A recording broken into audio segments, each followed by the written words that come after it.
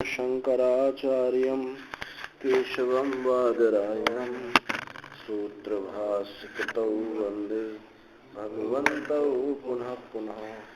ईश्वरो गुरुरात्मेति मूर्तिभेदविभागिने व्योमवद्व्याप्तदेहाय दक्षिणामूर्तये नमः। तो दूसरे अध्याय का दूसरा पाद यानी तर्कपाद पर चर्चा चल रही है। उसमें पूर्व पक्ष है सांख्यवादी, और सांख्यवादी का कहना है कि जो कारण कार्य में अन्वित होता है, कारण कार्य में अन्वित होता है तो उसके गुणधर्म कार्य में आते हैं। तो ये जो जगत क्या है, सुख दुख मोहात्मक है, तो इसका कारण भी सुख दुख मोहात्मक होगा। अर्थात सुख दुख मोह ये क्या किसके कार्य हैं? ये सत्व रज तम के कार्य हैं। और तो इनका कारण कौन होगा? सत्व रज तम ही होंगे, और सत्व रज तम जो है वो प्रधान में ही हो सकते हैं। इसलिए जगत का कारण प्रधान है। सांख्यवादी का ये कहना है। सिद्धांति ने कहा था कि देखो, ये जो विचित्र रचना है, रचना अनुपपत्तिश्च नानुमानम, ये जो तुम अनुमान करते हो ये उचित नहीं होगा।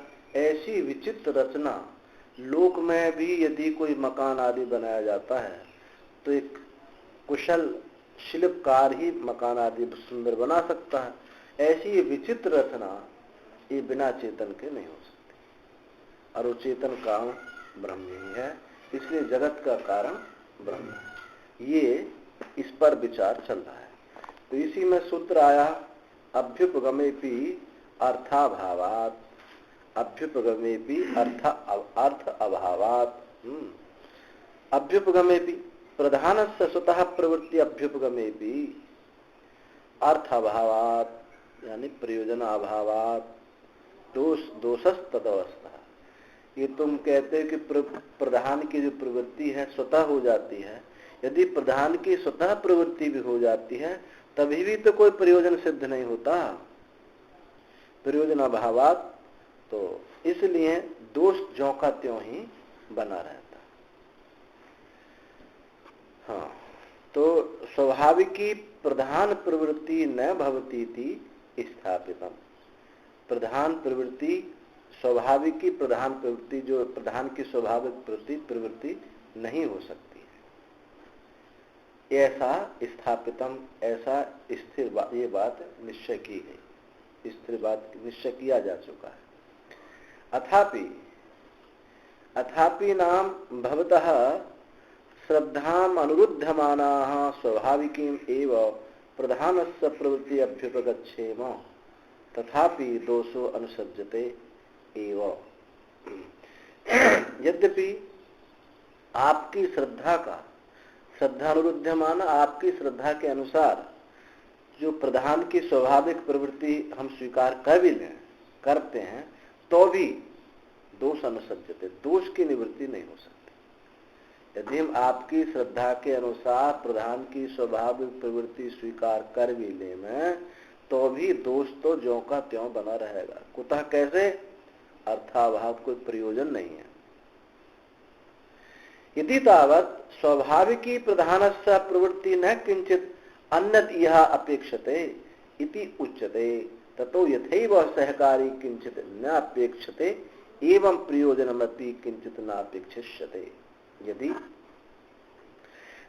प्रधान की प्रवृत्ति स्वाभाविक है, यदि तावत् स्वाभाविकी प्रधानस्य प्रवृत्ति, यदि प्रधान की प्रवृत्ति स्वाभाविक है तो न किंचित अन्यत यह अपेक्षते, तो उस प्रवृत्ति में दूसरे किसी की अपेक्षा नहीं होगी।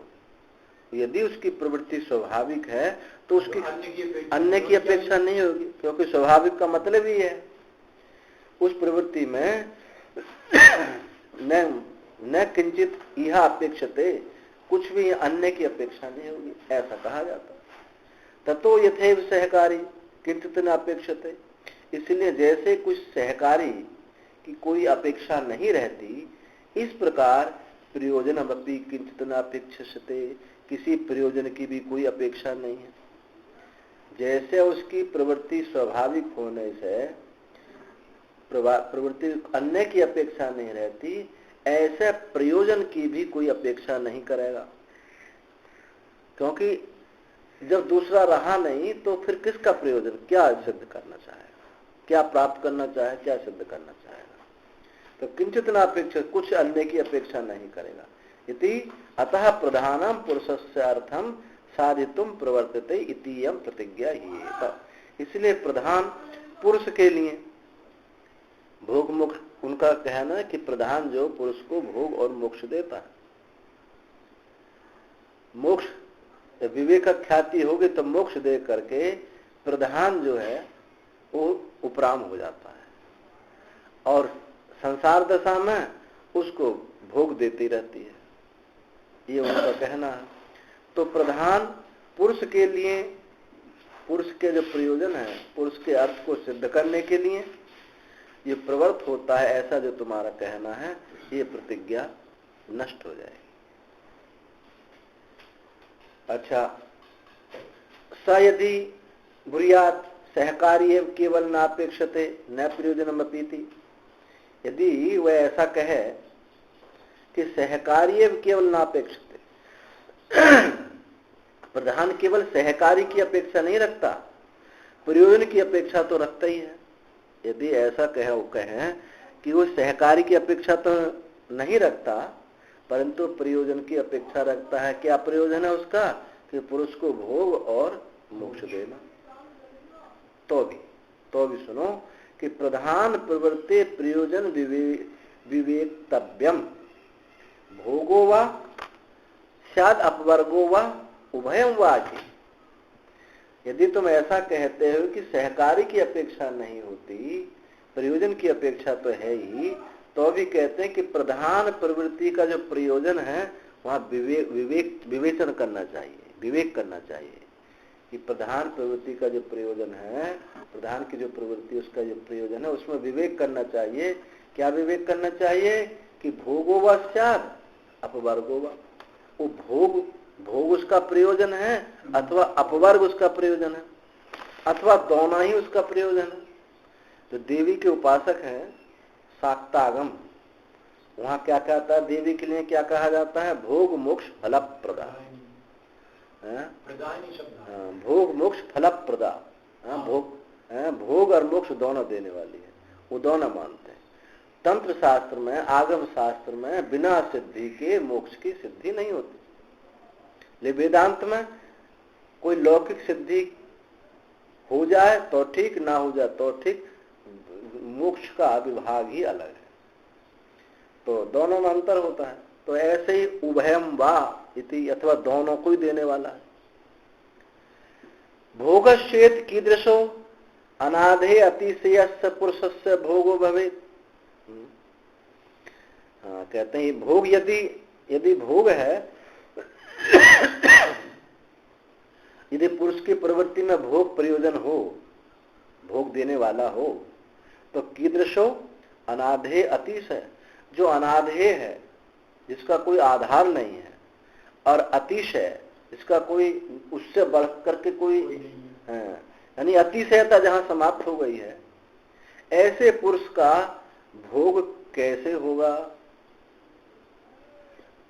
यदि ऐसा कहते हो तो जो प्रयोजक है प्रवृत्ति में, भोग का जो प्रयोजक माना है हो तो सुख आदि अतिशय पुरुष, जहां सारे सुखों की अतिशयता हो गई है, समाप्ति हो गई है, निरतिशय पुरुष का भोग किस प्रकार होगा। वही तो भोग दिया जा सकता है जिसको कुछ चाहिए, और पुरुष को कुछ चाहिए नहीं होगा क्योंकि अति निरतिशय है, अनाधेय है, वो किसी का आधार, उसको किसी का आधार नहीं, पुरुष को कोई आधार नहीं चाहता, तो कैसे होगा। तो इसमें अनिर्मोक्ष प्रसंग, तो भोग से मुक्ति और भोग से मुक्ति नहीं हो सकती है, इसलिए अनिर्मोक्ष प्रसंग, कभी मोक्ष होगा ही नहीं। तुम भोग देते रहोगे, भोग दोगे तो भोग से कभी मुक्ति नहीं होगी, इसलिए तुम्हारे यहाँ मोक्ष का प्रसंग ही खत्म हो गया। अपवर्गश्चेत, पहले कहा तो भोग और मोक्ष दोनों का, तो भोग की बात तो यदि तुम भोग देते हो और वो निरतिशय है तो भोग लेगा भी नहीं। यदि उसको अतिशय मानते भी हो तो तुम भोग देते रहो, कभी तृप्त नहीं होगा, कभी मोक्ष का प्रसंग ही प्राप्त नहीं। अपवर्गश्चेत परागपि प्रवृत्ति अपवर्गस्य सिद्धत्वात् प्रवृत्ति अनर्थिकस्यात्। यदि अपवर्ग की कहते तो अपवर्ग पूर्वी प्रवृत्ति के पहले ही अपवर्ग यानी मोक्ष सिद्ध होने के कारण प्रवृत्ति अनर्थक होगी, तो भी प्रवृत्ति संभव नहीं होगी। तो इससे सिद्ध हुआ कि तुम्हारी प्रधान की प्रवृत्ति संभव ही नहीं है। जो तुम कहते स्वाभाविक प्रवृत्ति तो नहीं होगी।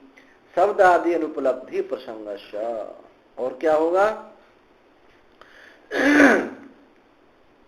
और शब्द आदि अनुपलब्धि का, शब्द आदि की प्राप्ति का भी अप्राप्ति का भी प्रसंग उपस्थित हो जाए। तो उभयर्थता अभ्युपगमी का दोनों स्वीकार करें, यानी भोग भी और मोक्ष भी, तो उभय अर्थता अभ्युपगमे भी भोक्तव्यानाम प्रधान मात्राणाम आनंत्यात् अनिर्मोक्ष प्रसंग। दोनों को स्वीकार करने पर जो भोक्तव्य प्रधान की मात्राएं हैं, भोग प्रधान की जो मात्राएं हैं वो अनंत है।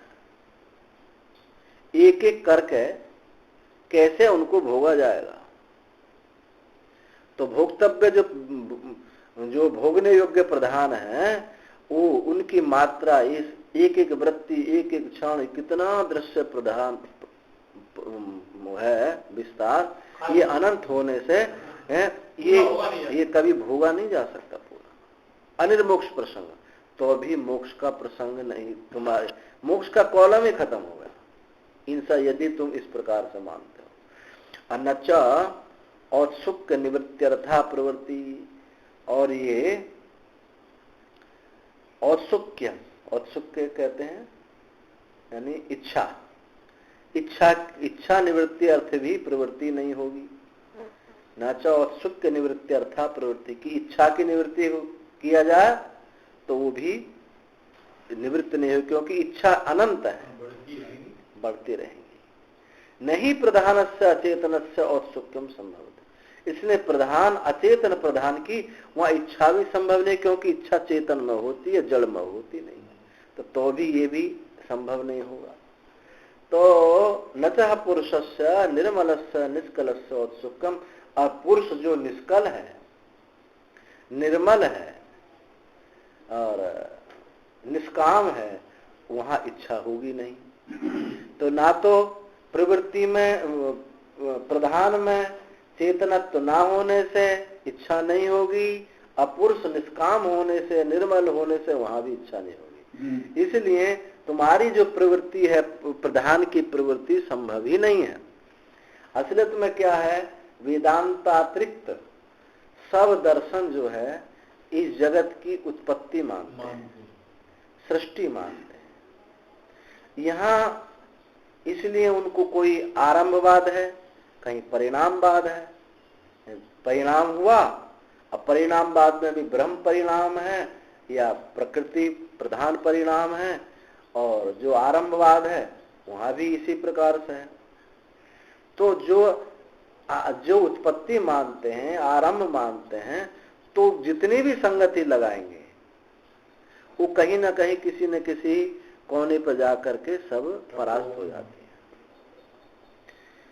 तो दृग शक्ति सर्ग शक्ति व्यर्थ भयात चेत प्रवृत्ति, यदि प्रधान में सर्ग शक्ति यानी सृष्टि करने की शक्ति, और पुरुष में कौन सी शक्ति है, दृग शक्ति देखने की शक्ति, दृष्टा दृग शक्ति जो है, ये सार्थकता के लिए यदि प्रवृत्ति स्वीकार करो, इसकी सार्थकता के लिए यदि तुम प्रवृत्ति स्वीकार करते हो, दृग शक्ति सर्ग शक्ति व्यर्थ भयात, शक्ति व्यर्थ भयात चेत प्रवृत्ति, तत्तरहि शक्ति दृग शक्ति अनुच्छेदवत सर्ग शक्ति अनुच्छेदात।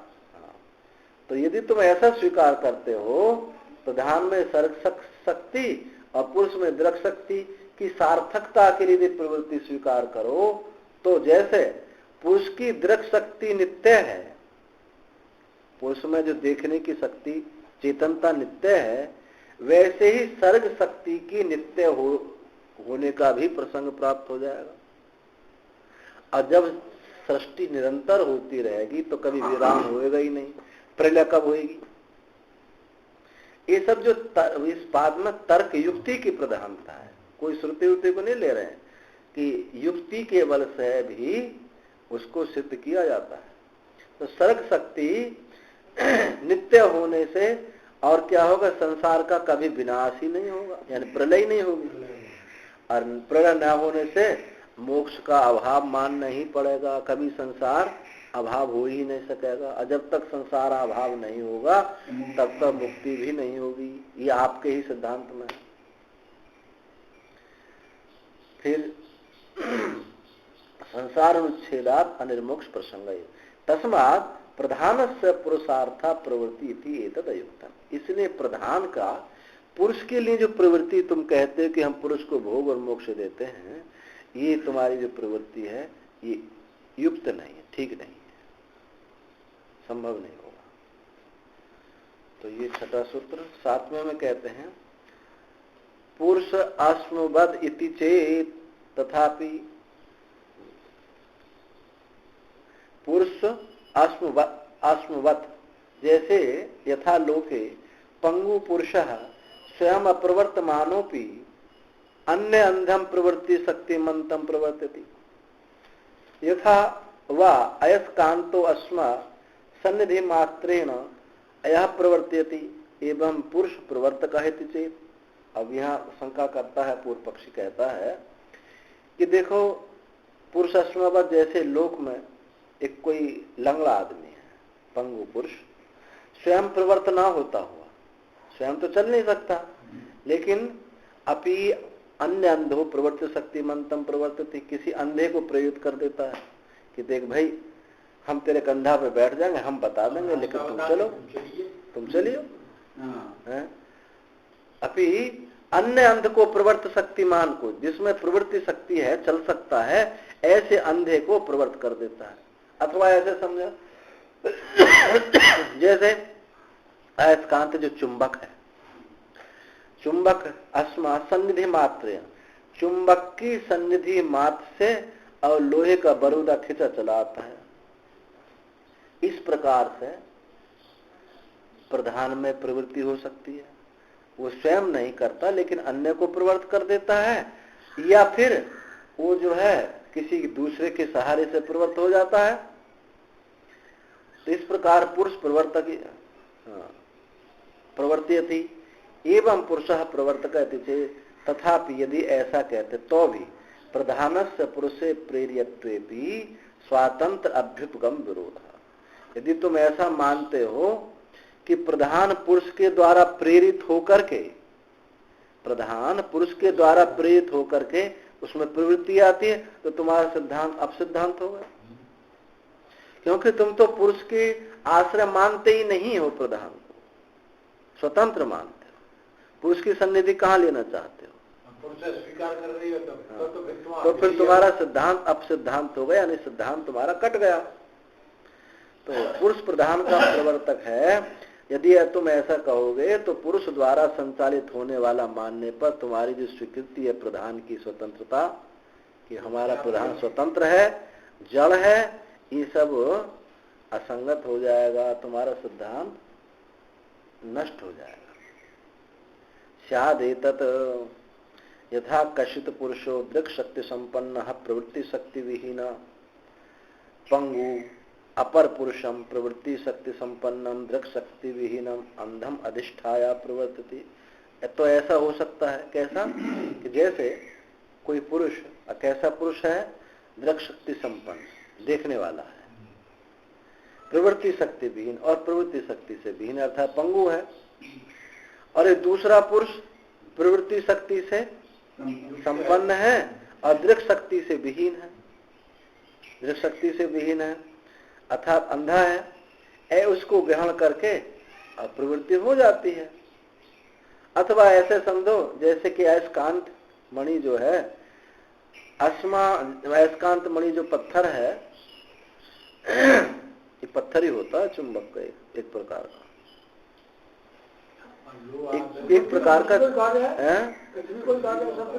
वो तो सब कार्य है, वो तो सब कार्य है, पर एक प्रकार का पत्थर ही होता है, ये लोहा नहीं है। साइंस में तो ऐसा बोलते हैं, दक्षिण गोलक उत्तर गोलक कुछ ऐसा है ना। हाँ, तो वो जो है एक सीध में आ जाते हैं, ऐसा कुछ है। अब वो तो याद नहीं आ रहा पूरा क्या है। तो उसमें हाँ, चम्मक को यदि धागे से लटका करके फिर छूट दिया जाएगा, वो दोलक जो है, दोलक वो है दक्षिण जाएगा उत्तर जाएगा, पर हाँ आप जो पूरब में छोड़ोगे, पूरब पश्चिम में नहीं होगे। हाँ, उत्तर दक्षिण। अच्छा, इसलिए दिशा सूचक को हाँ दिशा, हाँ चुंबक पर याद आती है। हाँ, उससे घड़ी से ये दिशा मान पड़ जाएगा। कंपास जो होता है, तो ये इसमें भी, चुंबक में भी कुछ परमाणु दक्षिण उत्तर गोलक में कुछ ऐसे होता है, इसका कुछ है, आप लोगों को देखना होगा। ये इसमें जो है उत्तर दक्षिण कोई होता है, इसका जो गोलक जो होते हैं चुंबक में भी इसी प्रकार से होता है। तो एक प्रकार का यहाँ ये समझ, कहने का मतलब ये है, यहाँ तो इतनी बात समझ लीजिए, अस्मा शब्द का प्रयोग किया है। महाराज जी जो कह रहे हो आपका जी बनाओ है, पत्थर नहीं होता, लोहा। हाँ, तो वो बनाया जाता है, तो इनके इन गोलकों को, इनकी जो वो है ना फ्रीक्वेंसी, इनको सेट किया जाता है उत्तर दक्षिण गोलकों का, ऐसा कुछ है इसमें। ऐसा तो है। हाँ। लेकिन जैसे मोटर है, हाँ, तो मोटर में जो आर्मेचर होता है, हाँ, वो तो अलग होता है, लोहे का ही होता है, वो भी। और उसमें पोला किया जाता है। हाँ, और जो ऊपर जो तार लगे होते हैं लोहे में, तो हम गैप हो जाते हैं। तो वो जैसे ही बिजली गई तो उसमें बनी चुम्बक, और चुम्बक जैसे ही बनी तो बीच में खाना होता है, तो वो उसको मतलब खिंचाव की वजह से वो ऐसा टेढ़ा होता है, तो खींचते तो हाँ, सिद्धांत तो वही है, चुंबक का ही है। तो इसमें ऐसा कुछ है कि जो फ्रीक्वेंसी सेट की जाती है ना इनकी, तो वो एक गोलकों पे सेट की जाती है। वो तो है। हाँ, गोलकों पे, जिसी की वजह से खींचता एक इधर को, ये होता। तो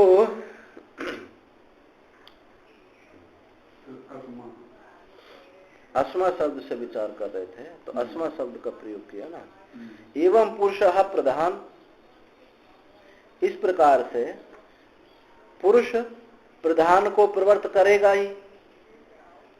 इति दृष्टांत प्रत्ययेन पुनः प्रत्यवस्थानम, इस दृष्टांत के बल से यदि तुम ऐसे कहो तो फिर ये बात खड़ी हो जाती है। क्या बात खड़ी हो जाती है? अत्र उच्यते, कहते हैं तथापि नैव दोषो निर्मोक्षोस्ति, तो भी ये दोष जो है, इस दोष से तुमको मुक्ति नहीं मिल सकती। इस दोष से मुक्ति, अभ्युपेत हानम, जो तुमने स्वीकार किया था कि प्रधान स्वतंत्र है, किसी के आश्रित नहीं है, उसकी हानि हो जाएगी। तावत दोषः आपतति, तो भी ये दोष आ पड़ता कि आपने स्वतंत्र माना था और फिर अब किसी के आश्रित मान रहे हो, ये दोष आ पड़ता। प्रधान से स्वतंत्र सब प्रवृत्ति अभ्युगमा, क्योंकि प्रधान की, स्वतंत्र प्रधान की प्रवृत्ति आपने स्वीकार कर ली है किसी के आश्रित होकर के। प्रधान की स्वतंत्र प्रवृत्ति स्वीकार कर ली। हाँ, नहीं, प्रधान की स्वतंत्र प्रवृत्ति को किसी पुरुष के आश्रित तुमने स्वीकार कर लिया और मानते हो, हाँ, मानते हो कि तुम जो है वो है स्वतंत्र है, वो स्वतंत्र है, किसी के आश्रित नहीं है, वो स्वयं प्रवृत्त होता है, ऐसा। तो पुरुषस्य च प्रवर्तक अनभ्युगमात्, और पुरुष जो है वो आप मानते हैं कि पुरुष जो है प्रवर्तक नहीं है, वो कोई करता धरता नहीं है, कोई प्रवृत्ति नहीं, प्रकृति ही प्रधान ही प्रवृत्ति होती है, पुरुष में नहीं होती है। क्योंकि कथम, क्योंकि पुरुष को तो आप उदासीन मानते हैं, तटस्थ मानते हैं। तो एक तो पुरुष को तटस्थ मानते हैं, उदासीन मानते हैं, उससे भी आश्रित नहीं हो सकती, और तुम उसके आश्रय होकर के प्रधान को आश्रित मानते तो भी तुम्हारी, तो स्वतंत्र नहीं हो सकता प्रधान। कथम च उदासीन पुरुष प्रधानम प्रवर्तयेत, उदासीन पुरुष प्रधान को कैसे प्रवृत्त कर सकता है? आपका ही कहना है कि पुरुष उदासीन। तो पंगुरपि अंधम, पंगुरपि ही अंधम पुरुषम बाघ आदि भी प्रवर्तयते। जो पंगु पुरुष है अंधे पुरुष को बाघ आदि के द्वारा प्रवृत्त करता है। जो पंगु पुरुष है वो अंधे पुरुष को बाघ आदि के द्वारा ऊपर कंधा पे बैठकर कहेगा कि वाणी से प्रवृत्त, इधर चलो उधर चलो उधर चलो, तो प्रवृत्त करता है। न एवं पुरुषस्य कश्चिदपि प्रवर्तन व्यापार, यदि तो भी इस प्रकार पुरुष में कोई व्यापार है नहीं। वो तो वाणी से कह सकता है कि इधर जाओ उधर जाओ, पुरुष तो मन वाणी से परे है, मन वाणी उसके है ही नहीं। तो पुरुष नैवं पुरुषस्य कश्चिदपि प्रवर्तन व्यापार, तो इस प्रकार पुरुष का कोई जैसे वाणी आदि के द्वारा प्रवर्तन करे ऐसा कोई व्यापार है नहीं। क्यों? निष्क्रियत्वात् निर्गुणत्वात्, वो तो निर्गुण है और निष्क्रिय, इंद्रिय आदि का व्यापार है ही नहीं। नापि अयस्कांतवत सन्निधि मात्रेण प्रवर्तयेत, नापि और अयस्कांत के समान, चुंबक के समान सन्निधि मात्र से वो प्रवृत्त नहीं करेगा। सन्निधि नित्यत्वेन प्रवृत्ति नित्यत्व प्रसंगा, क्योंकि सन्निधि तो नित्य है। जो नित्य सन्निधि हो तो नित्य प्रवृत्त करता ही रहेगा, कभी उपरामता तो होगी नहीं। यदि सन्निधि मात्र से चुंबक की तरह आप मानते हैं तो जब तक चुंबक रखी रहती है तब तक तो खींचता है, तो चुंबक हटा तो नहीं खींचेगा। तो यदि पुरुष को उससे अलग तो हो नहीं सकता। जब पुरुष बना रहेगा तो सन्निधि नित्य बनी रहेगी, तो प्रवृत्ति नित्यत्व प्रसंगा, तो प्रवृत्ति नित्य ही बनी रहेगी, कभी मोक्ष होगा ही नहीं। अच्छा, अयस्कांतस्य तु अनित्यत्व सन्निधिरस्ति व्यापारो सन्निधि परिमार्जनादि अपेक्षा च अस्य अस्ति इति अनुपन्यासः पुरुष अस्मवद इति।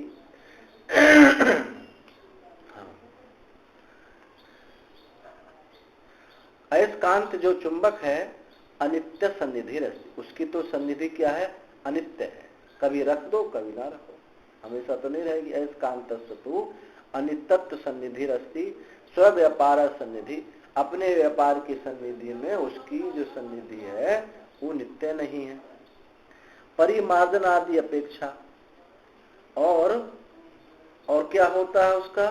परिमार्जन आदि की अपेक्षा रखता है। उसको ऐसा नहीं है कि चुंबक को ऐसा कुछ घुमा कर रख दो तो नहीं खींचेगी, एक उसका तरीका है, ऐसा रखो तभी खींचेगी। तो उसको कहते हैं सीधा खड़ा रखना आदि जो है उसकी दिशा बदल दिया जाए तो नहीं खींचेगी।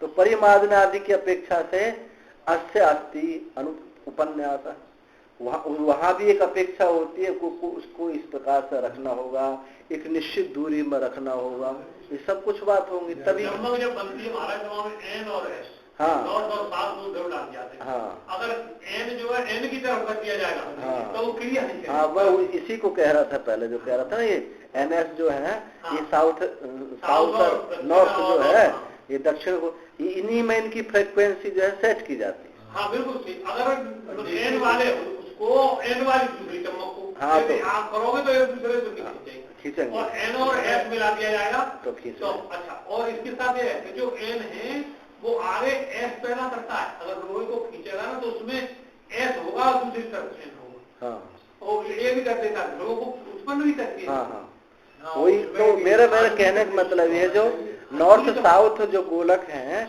इनमें उनकी फ्रीक्वेंसी सेट की जाती है। अच्छा, अस्य अस्ति अनुपन्यास है, इसलिए जो उल्लेख जो है ठीक नहीं होगा। अस्मादिवत जो तुमने कहा कि चुंबक जैसे खींच लेगा, ऐसा नहीं हो सकता। तथा प्रधानस्य अचैतन्यात् पुरुषस्य च उदासीन्यात् तृतीयस्य तयो संबंधित अभावात् संबंध उत्पत्ति। तीन बात, एक तो प्रधान का अचैतन्य है, दूसरी बात पुरुष जो है उदासीन है, और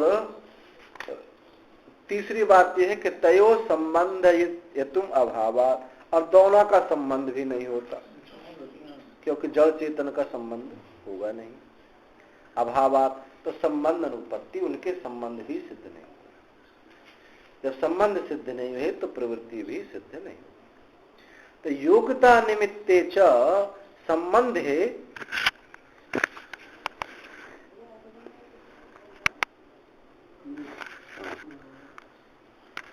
योग्यता निमित्ते च संबंधे योग्यता अनुच्छेदात अनिर्मोक्ष प्रसंग। उनकी योग्यता निमित्तक संबंध माने, उनकी योग्यता निमित्तक संबंध माने तो भी योग्यता के अनुच्छेद से, उनकी योग्यता के अनुच्छेद से तो भी अनिर्मोक्ष प्रसंग, तो भी ये बात कट जाएगी, मोक्ष नहीं होगा। उनकी कह दिया कि उनकी योग्यता के निमित्त से दोनों में संबंध हो जाता, तो योग्यता दोनों की संभव नहीं है, एक जड़ है एक चेतन है, एक उदासीन है एक में प्रवृत्ति मानते, दोनों की योग्यता भी सम्मिलित नहीं होगी। इसलिए अनिर्मोक्ष प्रसंग, ये जो है मोक्ष का प्रसंग ही समाप्त हो जाता है। पूर्वच्च यहापि अर्थाभावो विकल्पितव्यम, जैसे पहले कहा था ऐसे यहाँ भी कोई प्रयोजन सिद्ध नहीं, प्रयोजन नहीं सिद्ध हो सकता। पहले के समान यहाँ भी अर्थ अभाव की कल्पना विकल्पितव्यम, कल्पना करनी चाहिए, क्योंकि यहाँ भी कोई प्रयोजन सिद्ध नहीं हो रहा है। परमात्मनस्तु स्वरूप व्यपाश्रय औदासीन माया व्यपाश्रय च प्रवर्तकमिति अतिशय। परमात्मा तो स्वरूप के आश्रय से उदासीन है और माया के आश्रय से प्रवर्तक है, ये बात ठीक है। जो हम कहते हैं, यानी वेदांत जो कहता है कि पुरुष के परमात्मा स्वरूप के आश्रय से तो उदासीन है, परंतु माया के आश्रय से वो प्रवृत्त हो जाता है। जब माया का आश्रय होता है, क्योंकि वेदांति की माया पुरुष के आश्रित रहती है, पुरुष तो केवल असंग है, परंतु माया के आश्रय होने से पुरुष में प्रवृत्ति हो जाती है। वैसे असंग है, बिना माया के तो वो बिल्कुल असंग है, उदासीन। जो कुछ भी सब कार्य क्रिया दिखाई सृष्टि आदि, वो बिना माया के नहीं होता। पुरुष जब माया को, परमात्मा माया को स्वीकृत कर देता है, तभी सब होता है। इसलिए यहाँ ये ज्यादा बात ठीक है जो हम कह रहे हैं, अतिशयता है इसमें। आपका तो बात लगती नहीं है। अच्छा, अंगित्व अनुपपत्तेश, अंगित्व अनुपपत्तेश च अपि, और भी सुनो, अंगित्व अनुपपत्ते परस्पर अनपेक्षाणाम गुणानाम साम्य अवस्था प्रच्युत भावेन, प्रच्युति अभावेन अंगांगित्व अनुपपत्ते। और कहा कि दूसरी बात और भी एक है कि उनमें अंगांगी भाव नहीं बनते। एक दूसरे की अपेक्षा न रखने वाले गुणों की जो साम्य अवस्था है कि नाश के बिना अंगांगी भाव नहीं बनेंगे। एक जो गुणों की साम्य अवस्था है जिसमें समान रूप से है, कोई ना कोई छोटा है ना कोई बड़ा है, जब तक उनमें अंगांगी भाव ना बने, बड़ा छोटा ना बने, यानी क्षोभ उत्पन्न ना हो, बड़ा छोटा ना हो, तब तक ये सृष्टि होगी नहीं। ये तो पहले अवस्था में शांत पड़े हुए हैं। और इनको कहा जाता है कि एक दूसरे की अपेक्षा नहीं रखते। सांख्य सिद्धांत कहता है कि एक ये गुण दूसरे गुण की अपेक्षा नहीं रखता, स्वतंत्र है। परस्पर अनपेक्षा, परस्पर बिना किसी अपेक्षा वाले गुणों का साम्य अवस्था से प्रच्युति के अभाव होने से अंगांगी भाव नहीं बनेगा। न प्रधान से प्रवृत्ति भवति, इस कारण से प्रधान की प्रवृत्ति नहीं होगी। तो इतश्च न प्रधान से प्रवृत्ति अवकल्पते, इस कारण से भी प्रधान की प्रवृत्ति नहीं हो सकती। यदि, क्योंकि जो सत्व रजस तमसाम अन्योन्य गुण प्रधान भाव उत्सृज्य साम्येन स्वरूप मात्रेण अवस्थानम सा प्रधानावस्था। प्रधान किसको कहा है कि जो सत्व रज तम की अन्योन्य परस्पर गुण प्रधान भाव को छोड़ करके जो साम्य अवस्था है, स्वरूप मात्र से जो उनकी साम्यता है, उसी को प्रधान कहा गया है। अब प्रधान जब साम्य अवस्था हो गई, प्रधान कहा, तो प्रधान में भी, तो प्रधान में प्रवृत्ति कहां से आई? गुणों के कारण प्रवृत्ति होती है, और वहां साम्य अवस्था को प्रधान कह रहे हैं। तस्याम अवस्थायाम अनपेक्ष स्वरूपाणाम स्वरूप प्रणाश भयात परस्पर प्रति अंगांगी भाव अनुपपत्ते।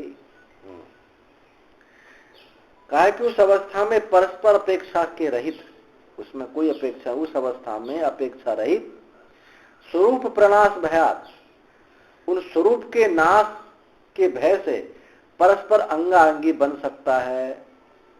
वो कहता है कि ठीक साम्य अवस्था में किसी के अन्य की अपेक्षा नहीं है, तो भी स्वरूप के नाश के भय से कि तो नष्ट हो जाएगी, नाश के भय से परस्पर एक दूसरे में प्रति अंगांगी भाव प्राप्त हो सकता है। तो कहा कि बाह्यस्य कश्चित क्षोभितुम अभावात, भाई ऐसा कैसा हो जाए, कोई बाहर से कोई क्षोभ देने वाला तो हो, कोई गुण साम्य अवस्था में पड़े हुए गुण समान रूप से कोई सो रहा है, कोई जगाने वाला तो हो, उनमें कोई क्षोभ पैदा करने वाला तो हो, तब तो क्रियाशील हूं मैं। गुणों की जो क्रियाशीलता है कोई क्षोभ उत्पन्न करे, तो बाह्य कश्चित क्षोभितुम अभावात, क्षोभ करने के लिए बाहर का अभाव है, क्योंकि पुरुष कुछ कर सकता नहीं है और प्रकृति के अलावा दूसरा कुछ है नहीं, प्रधान के अलावा कुछ दूसरा है नहीं, तो क्षोभ कौन करे? क्षोभित अभाव, क्षोभ करने वाला का अभाव होने का गुण वैषम्य निमित्तो महदादि उत्पादन न स्यात्। तो गुण वैषम, गुण की विषमता से उत्पन्न होने वाला जो महत्त्व है, महत्त्व अहंकार पंच तन्मात्रा आदि न उत्पादो न स्यात्, तो उत्पन्न ही नहीं होगा। ये इसलिए अंगांगित्व अनुपत्ति, अंगांगी भाव बनता ही नहीं है, सिद्ध नहीं हो सकता, अर्थात प्रवृत्ति प्रधान की प्रवृत्ति नहीं होगी। प्रधान की प्रवृत्ति नहीं है तो तुम सृष्टि कैसे प्रधान कर सकता है? आगे सूत्र कहा अन्यथा अनुमितौ च ज्ञा शक्ति वियोगात, अन्यथा अनुमिति च ज्ञा शक्ति वियोगात न वयम अनपेक्ष स्वभावान गुणानाम अनुमिमहे किंतु अन्यथा प्रकारांतरेण गुणान अन्योन्य सापेक्षा। वो कहता है कि तुम ऐसा जो सोच रहे ऐसा मैं नहीं कहता हूं, जो तुम कह रहे हो ऐसा नहीं कहता हूं।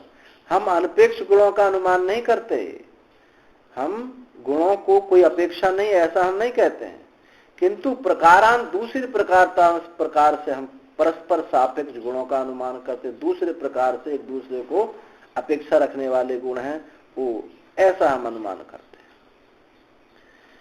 हैं। अन्यथा प्रकारांतेन गुणान अन्योन्य सापेक्षा अनुमिमितो, इस प्रकार अनुमान होने पर मैंने प्रागुक्त दोष प्रसक्ति से, जो पहले तुमने दोष कहा था कि गुणों को एक दूसरे की अपेक्षा नहीं है, नहीं, हमारे गुणों को एक दूसरे की अपेक्षा है, तो पहले वाला दोष प्राप्त नहीं होगा।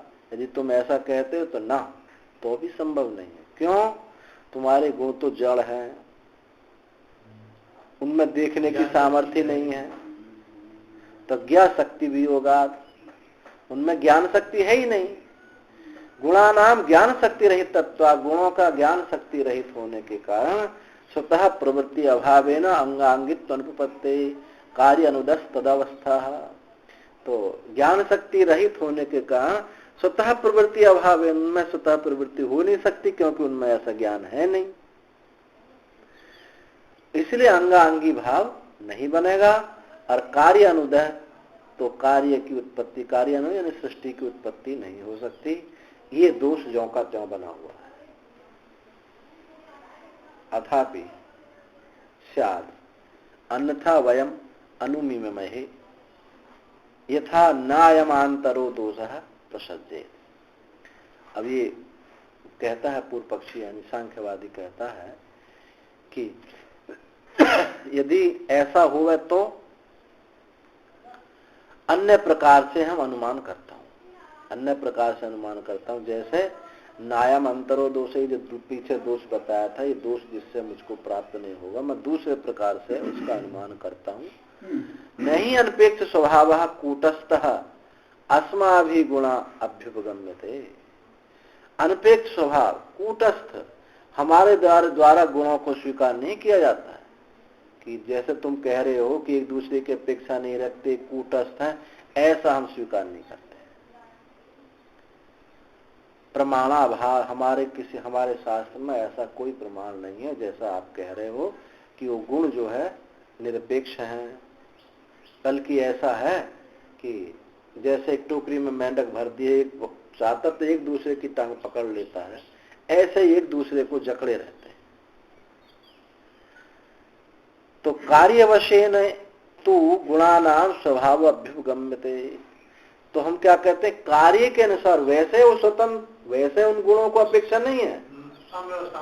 हाँ, परंतु कार्य के अनुसार गुणों का स्वभाव हम स्वीकार कर लेते हैं, तब ये अपेक्षा रख लेते हैं। यथा यथा कार्य उत्पत्ति थे तथा तथा ऐसाम स्वभाव अभ्युपगम्यते। जैसे जैसे कार्य उत्पन्न होता है वैसे वैसे इनका स्वभाव जो है बदल जाता है।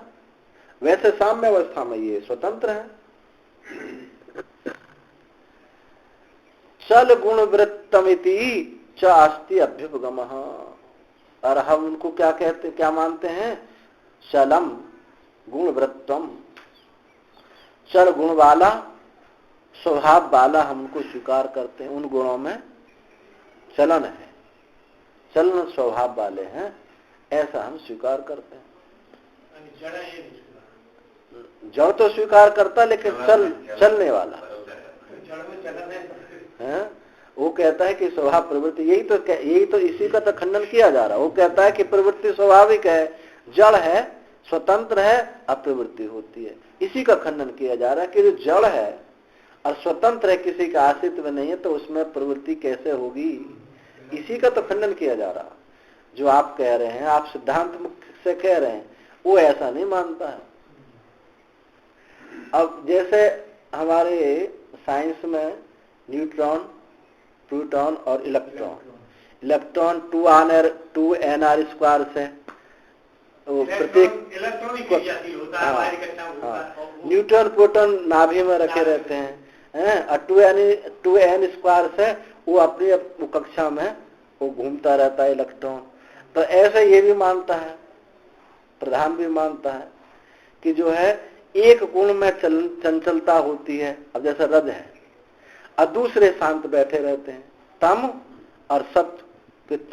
सत्य में भी क्रिया नहीं है, ज्ञान शक्ति है, और तम में जो न ज्ञान शक्ति है और न क्रिया शक्ति है।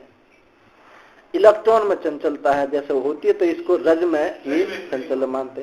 तो ये उसके जब साम्य अवस्था के इतर उनके साथ आपस में संबंध कर लेते हैं, तो उसने कहता है कि ज्ञान शक्ति भी उत्पन्न हो जाती है और क्रिया शक्ति भी उत्पन्न हो जाती है, इसलिए सृष्टि करने में समर्थ हो जाता है। ये उनका हुआ। बिना वैदिक सिद्धांत की कितनी बुद्धि हम लगाएं, वो कहीं ना कहीं धोखा खा जाती है। पर एक रास्ता चलाने के लिए एक छोटा सा एक प्रक्रिया दी जाती है, लोग चल पड़ते हैं। अब फिर आगे विवेक जागृत हो जाता, फिर इससे उत्कृष्ट चीज को पता जाता। हाँ आगा होगा, हम भी हाँ आगा होगा। हम भी तो यही पढ़े थे, 3 ही पढ़े थे। तस्मात् साम्य अवस्थायाम अपि वैषम्य उपगम्य योग्या एवं गुणा अवतिष्ठन्ते। इसलिए साम्य अवस्था में भी वैषम्य उपगम योग्य यानी प्राप्ति योग्य, वैषम्यता की प्राप्त योग्य गुण अवतिष्ठित बने रहते हैं। उसका कहना है कि गुणों के साम्य स्वभाव चंचल है, ऐसा स्वीकार, इसलिए वो साम्य अवस्था में भी वैषम्य प्राप्ति की योग्यता उनमें बनी रहती है।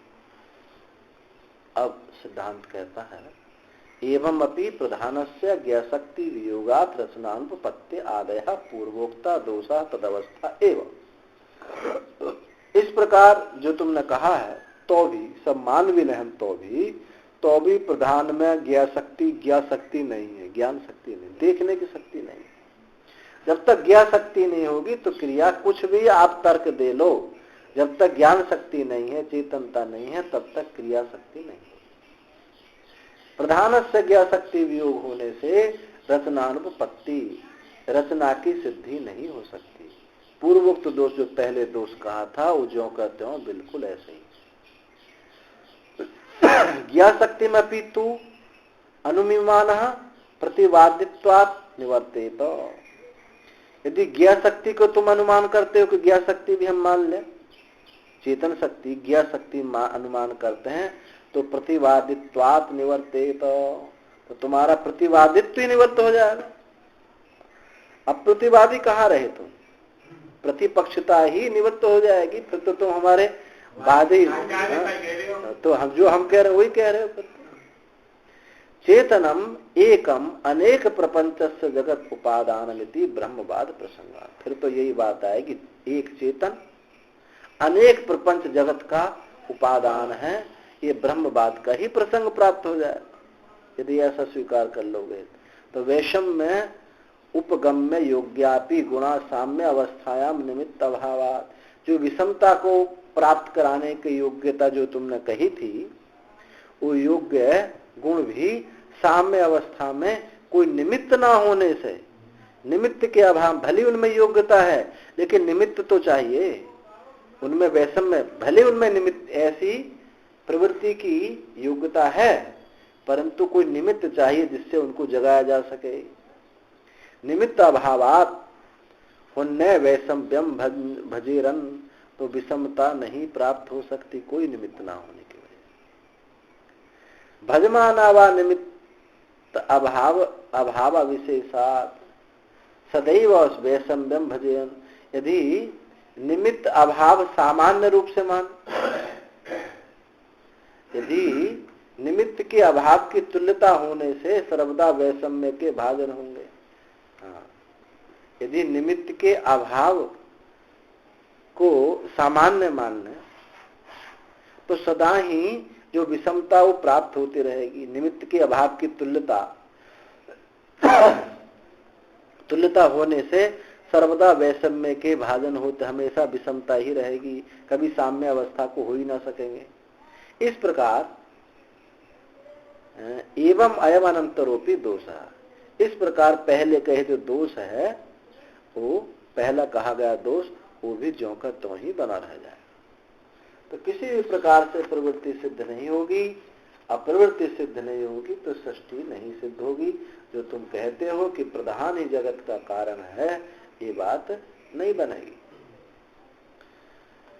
विप्रतिषेधाच असमंजसम, एक और सूत्र, विप्रतिषेधाच असमंजसम अपि च, और भी कहते हैं विप्रतिषेधात्, सांख्या ही क्वचित महतः पंचतन मात्रा सृष्टिं प्रतिजानन्ति, क्वचिद अहंकारात्, क्वचिद दशेन्द्रियाणि, क्वचिद ज्ञानेन्द्रियाणि, त्वगिन्द्रियाणि अंतर्भाव्य सप्तेन्द्रियाणि परस्पर विरोधात् असमंजसम सांख्य मतम असंगतम, तस्मात् सांख्य सिद्धांतो भ्रांति मूला इति निर्विवाद।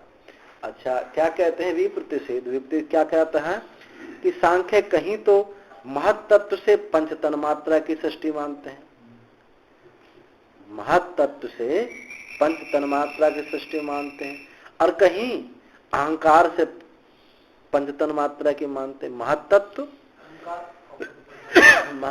अहंकार पंचतन मात्रा, तो कहीं कहीं तो महत्तत्व से ये पंचतन मात्रा मानते, कहीं अहंकार, कहीं अहंकार से पंचतन मात्रा की सृष्टि मानते हैं, और कहीं 10 इंद्रियाणी, कहीं 10 इंद्रियों को मानते हैं, और कहीं ज्ञानेन्द्रियाणी त्वगिंद्रिय अंतर्भावे केवल कहीं 7 इंद्रिय मानते हैं, कहीं 5 कर्मेंद्रियां और एक मन मिलाकर कुल क्या हो गए 5 ज्ञानेन्द्रिय कर्मेंद्रियां, एक मन, और इस प्रकार एक कुल मिलकर के एक त्वगिंद्री, हाँ, तो ये 7 इंद्रिय मानी गई हैं। 5 ज्ञानेन्द्रियां और 5 कर्मेंद्रिय और मन, इस प्रकार कहीं 11 को मानते हैं। तो 7 कैसे इन्होंने मानी? 7 इस प्रकार से मानी, केवल एक त्वग मात्र ही ज्ञानेन्द्रिय है, एक त्वचा को ही ज्ञानेन्द्रिय माना, रसना इन आदि को नहीं माना। तो एक त्वचा मात्र ही ज्ञानेन्द्रिय है, उसी से शब्द स्पर्श आदि का ज्ञान होता है। और 5 कर्मेंद्रिय हो गई, एक त्वग हो गई, 6 होगा, एक मन होगा। ऐसा कहीं 7 इंद्रियों को ही माना है, कहीं 11 मान ली, 5 ज्ञानेन्द्रियां, 5 कर्मेंद्रियां और एक मन मान लिया, और कहीं 10 मानी। और कहीं पर कहते हैं फिर क्वचित एकादश तथा क्वचित महतस तन्मात्रम सर्गम उपदिशन्ति, कहीं महत्त्व से सृष्टि की को कहते हैं, और क्वचित अहंकारात, कहीं अहंकार से कहते हैं। अच्छा हाँ ठीक है, ऊपर कर है असम परस्पर विरुद्धाश्रयम सांख्यानाम अभ्युगमा। ये जो सांख्यों की जो स्वीकृति है परस्पर विरुद्ध है।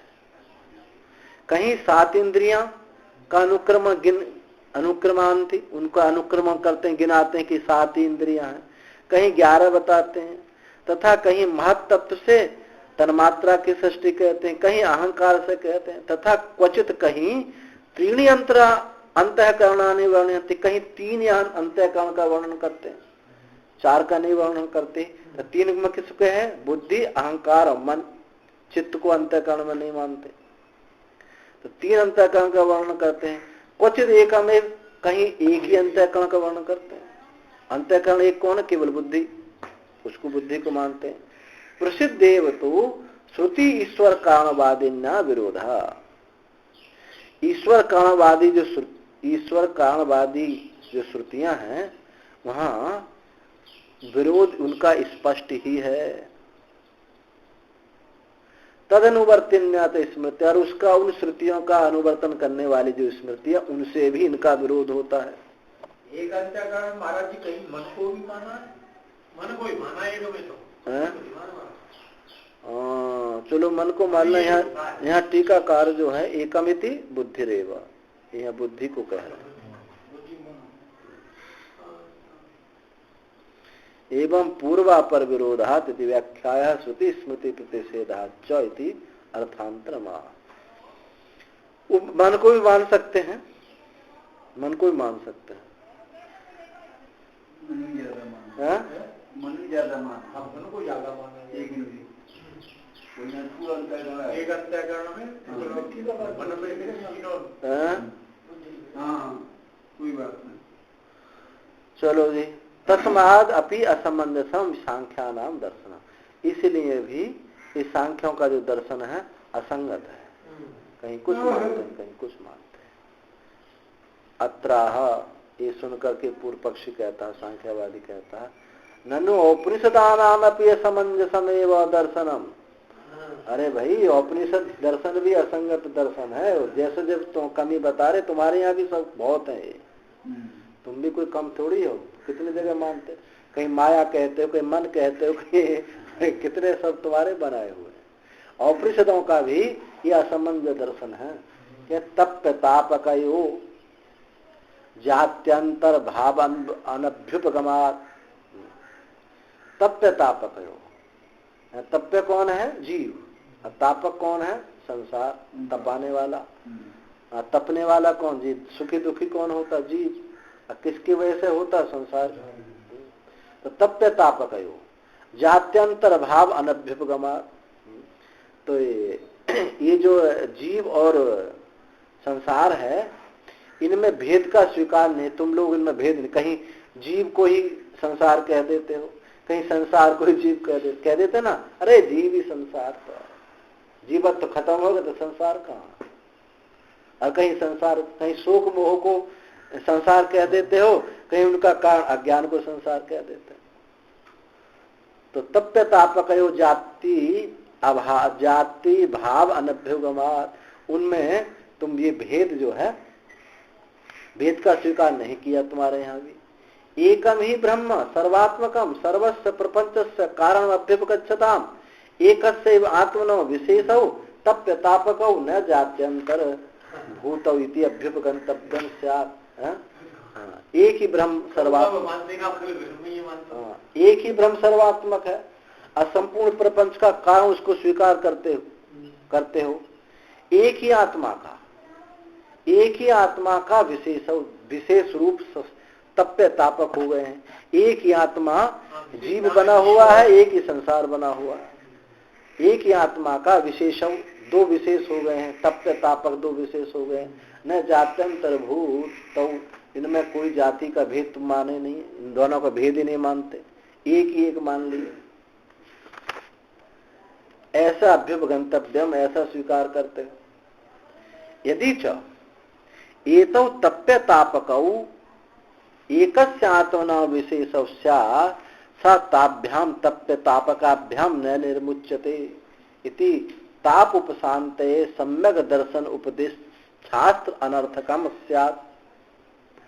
यदि ये दोनों तप्य तापक दोनों एक ही आत्मा के विशेष दो हैं, एक ही आत्मा के दो विशेष तप्य तापक संसार और जीव बना है, तो स ताभ्याम तापकाभ्याम, उस तप्य तापक से, संसार जीव से न निर्मुच्यते, तो कभी मुक्ति होगी नहीं, क्योंकि आपका एक ही तो है, एक के ही दो विशेष रूप हो रहे हैं, तो कभी भी समाप्त नहीं होंगे।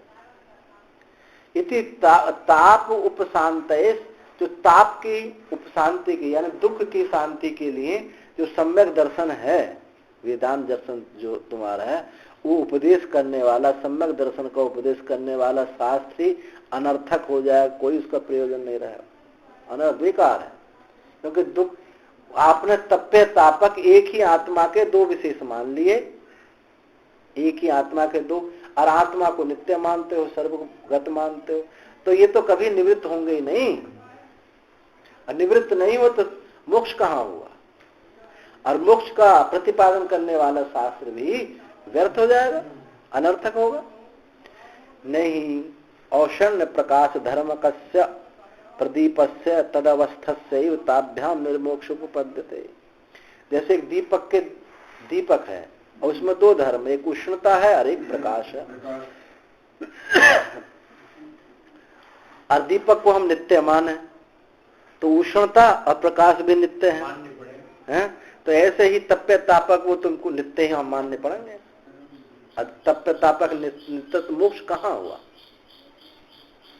तो उष्ण प्रकाश धर्म कस्य प्रदीपस्य तद अवस्थ, उसके समान ही ताभ्याम निर्मोक्ष उपपद्यते, कोई मोक्ष नहीं हो सकता, क्योंकि तुमने एक ही आत्मा के दो रूप, दो विशेष मान लिए, तप्य मान तापक मान, आत्मा को नित्य मानते हैं। तो आत्मा नित्य है, तो जैसे दीपक है, जब तक दीपक रहेगा तब तक उष्णता ही रहेगी, प्रकाश भी रहेगा, अर्थवार आत्मा नित्य है। एक तो ये बात कि योपी जल तरंग वीची थेन आदि उपन्यास तत्रापि जलात्मना एकस्य बीची आदि विशेषा आविर्भाव तिरोभाव रूपेण नित्या एविति समानो जलात्मनो बीची आदि भी निर्मोक्ष। हाँ, यदि तुम ऐसा कहते हो कि जो भी जल तरंग बीची फैन बुद्ध आदि जो है उल्लेख ऐसा मानते हो, तो भी कहते हैं कि जैसे जल जो है, तरंग जो है, लहर जो है, वो जल ही है, ये तुम ऐसा मानते हो, तो भी जलात्मा, एक जलात्मा का बीची आदि विशेष तरंग आदि जो विशेष, उनका आविर्भाव होगा, अतिरोभाव होगा। जल, एक जलात्मा का, एक जलात्मा है तो उसमें क्या होगा, तरंग भी होगी, उसका तरंग उत्पन्न भी होंगे, लुप्त भी हो जाएंगे। आविर्भाव तिरोभाव रूप से नित्या एवं नित्य ही है। अतः समानो जलात्मना बीची आदि निर्मोक्ष, इसी के समान जलात्मा का, जैसे जल है तो तरंग आदि भी रहेंगी, इसलिए ये आत्मा है तो तुम्हारे तप्य तापक भी बने रहेंगे। बात तो बहुत गहराई तक है। तप्य तापक भी बीची आदि भी अनिर्मोक्ष, जैसे तरंग आदि से मोक्ष नहीं हो सकता, ऐसी तप्य तापक से भी मोक्ष नहीं हो सकता। प्रसिद्धश्चायम तप्य तापकयो जात्यंतर भावो लोके, और भी देखो लोक में भी प्रसिद्धि है। तप्य तापक की भिन्नता लोक में प्रसिद्ध है। एक तप्य है, एक तापक है, शब्द से भी पता चलता है, लोक में दोनों की भिन्नता है। तथा ही जैसे अर्थिश, अर्थ जैसे एक अर्थी है और एक अर्थ है, अन्योन्य भिन्नो लक्षित, दोनों भिन्न भिन्न परस्पर दिनों भिन्न भिन्न लक्षित होते हैं। यदि अर्थिनः स्वतः अन्य अर्थो न स्यात्,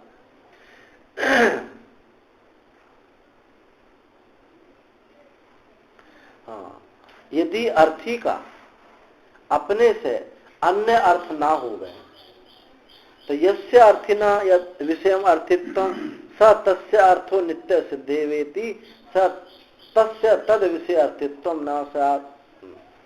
उन्होंने कहा यदि इस विषय में उसका अर्थित्व नहीं माना जाए, उसका जिस अर्थी का जिस विषय में अर्थित्व है, जिस अर्थी का जिस विषय में अर्थित्व है उसके लिए वह विषय नित्य सिद्ध है। जिस अर्थी का जो विषय है, जिस अर्थी का जिस विषय में अर्थित्व सिद्ध है, वो उसके लिए वह विषय क्या है, नित्य है, तभी उसको पाना चाहता है। यदि वो कल्पित है, झूठा है, मिथ्या है तो कैसे पाना चाहेगा, क्यों पाना चाहेगा। अन्य अर्थो न स्यात् यस्य अर्थिना यद विषय अर्थित्वम स तस्य अर्थो नित्य सिद्धेव तस्य तद विषय अर्थित्वम न स्यात्। यदि ऐसा नहीं है तो उसका अर्थित्व भी सिद्ध नहीं होता, उस विषय में उसका अर्थित्व नहीं बन सकता। यदि उसको उस विषय में उसका अर्थित्व भी नहीं बनेगा। हाँ, यथा प्रकाश आत्मा प्रदीपस्य प्रकाश आख्यो अर्थो नित्य सिद्धेवेति, जैसे प्रकाश आत्मा दीपक का प्रकाश नामक जो अर्थ है वो नित्य सिद्ध ही है। इति न तस्य तद विषय अर्थित्वम भवति, इसलिए उसका नित्य सिद्ध होने से वो दीपक उसका अर्थ ही नहीं हो सकता, दीपक उसका अर्थ ही नहीं हो सकता, क्योंकि वो नित्य सिद्ध है प्रकाश उसके लिए। ऐसे ही जिस अर्थी का अर्थ नित्य सिद्ध है तो उसका अर्थ वो अर्थी अर्थ को नित्य प्राप्त करने वाला नहीं होगा, वो तो उसको प्राप्त होगा, प्राप्त ही है। हाँ, वो दीपक तवैया जब प्रकाश उष्णता है, जैसे उस विषय में उसका अर्थित्व तो नहीं बन सकता कि उसको नित्य प्राप्त है। जैसे प्रकाश रूप दीपक का प्रकाश अर्थ नित्य सिद्ध है, इसीलिए वह दीपक प्रकाश का अर्थ ही नहीं होता, नहीं बन सकता।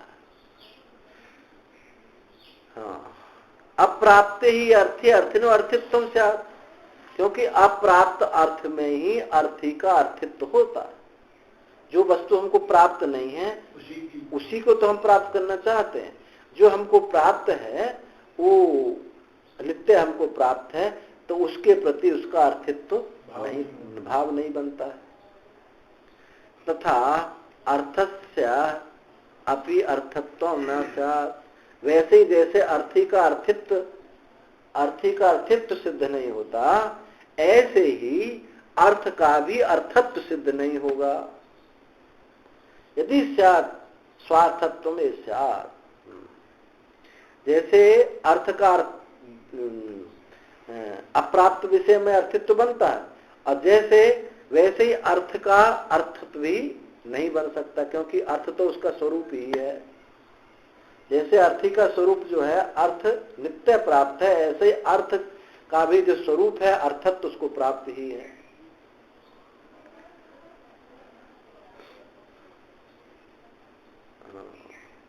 यदि स्वार्थ तो ऐसा न चेतद अस्ति, परंतु ऐसा नहीं होता।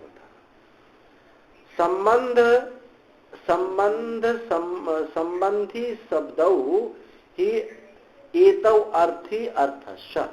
अब तुमने क्या सिद्ध कर दिया, अर्थ को और अर्थी की दोनों की अभिन्नता सिद्ध की, अर्थ की और अर्थी की अभिन्नता सिद्ध की। अभी पूर्व पक्ष चल रहा है। संबंधी शब्दों, ये दोनों जो हैं संबंधी शब्द हैं, एक दूसरे से संबंध रखने वाले, अर्थी और अर्थ। दयुष्य संबंधिनों, दोनों संबंधियों का जो संबंध होगा न एक से एक नहीं होगा, क्योंकि संबंध हमेशा दो में ही होता है।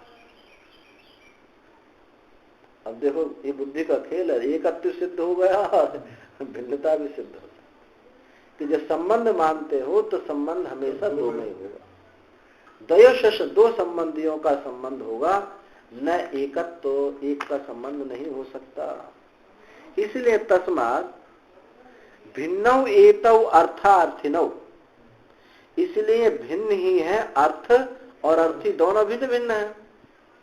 तथा अनर्थ अनर्थिनो, ऐसे ही अनर्थ और अनर्थी भी भिन्न भिन्न है। अर्थिनो अनुकूलार्थ प्रतिकूल, जो अर्थी के अनुकूल हो उसको अर्थ कहते हैं और जो अर्थी के प्रतिकूल हो उसको अनर्थ कहते हैं। ताभ्याम एकः पर्यायेण उभयाभ्याम संबध्यते। ताभ्याम उनमें एक क्रम से, एक के क्रम से दोनों का संबंध होता है, उनका दोनों का के साथ क्रम से संबंध होता है। ताभ्याम दोनों में एक का क्रम से संबंध होगा। तत्र अर्थस्य अल्पीयत्वात् भूयस्त्वात्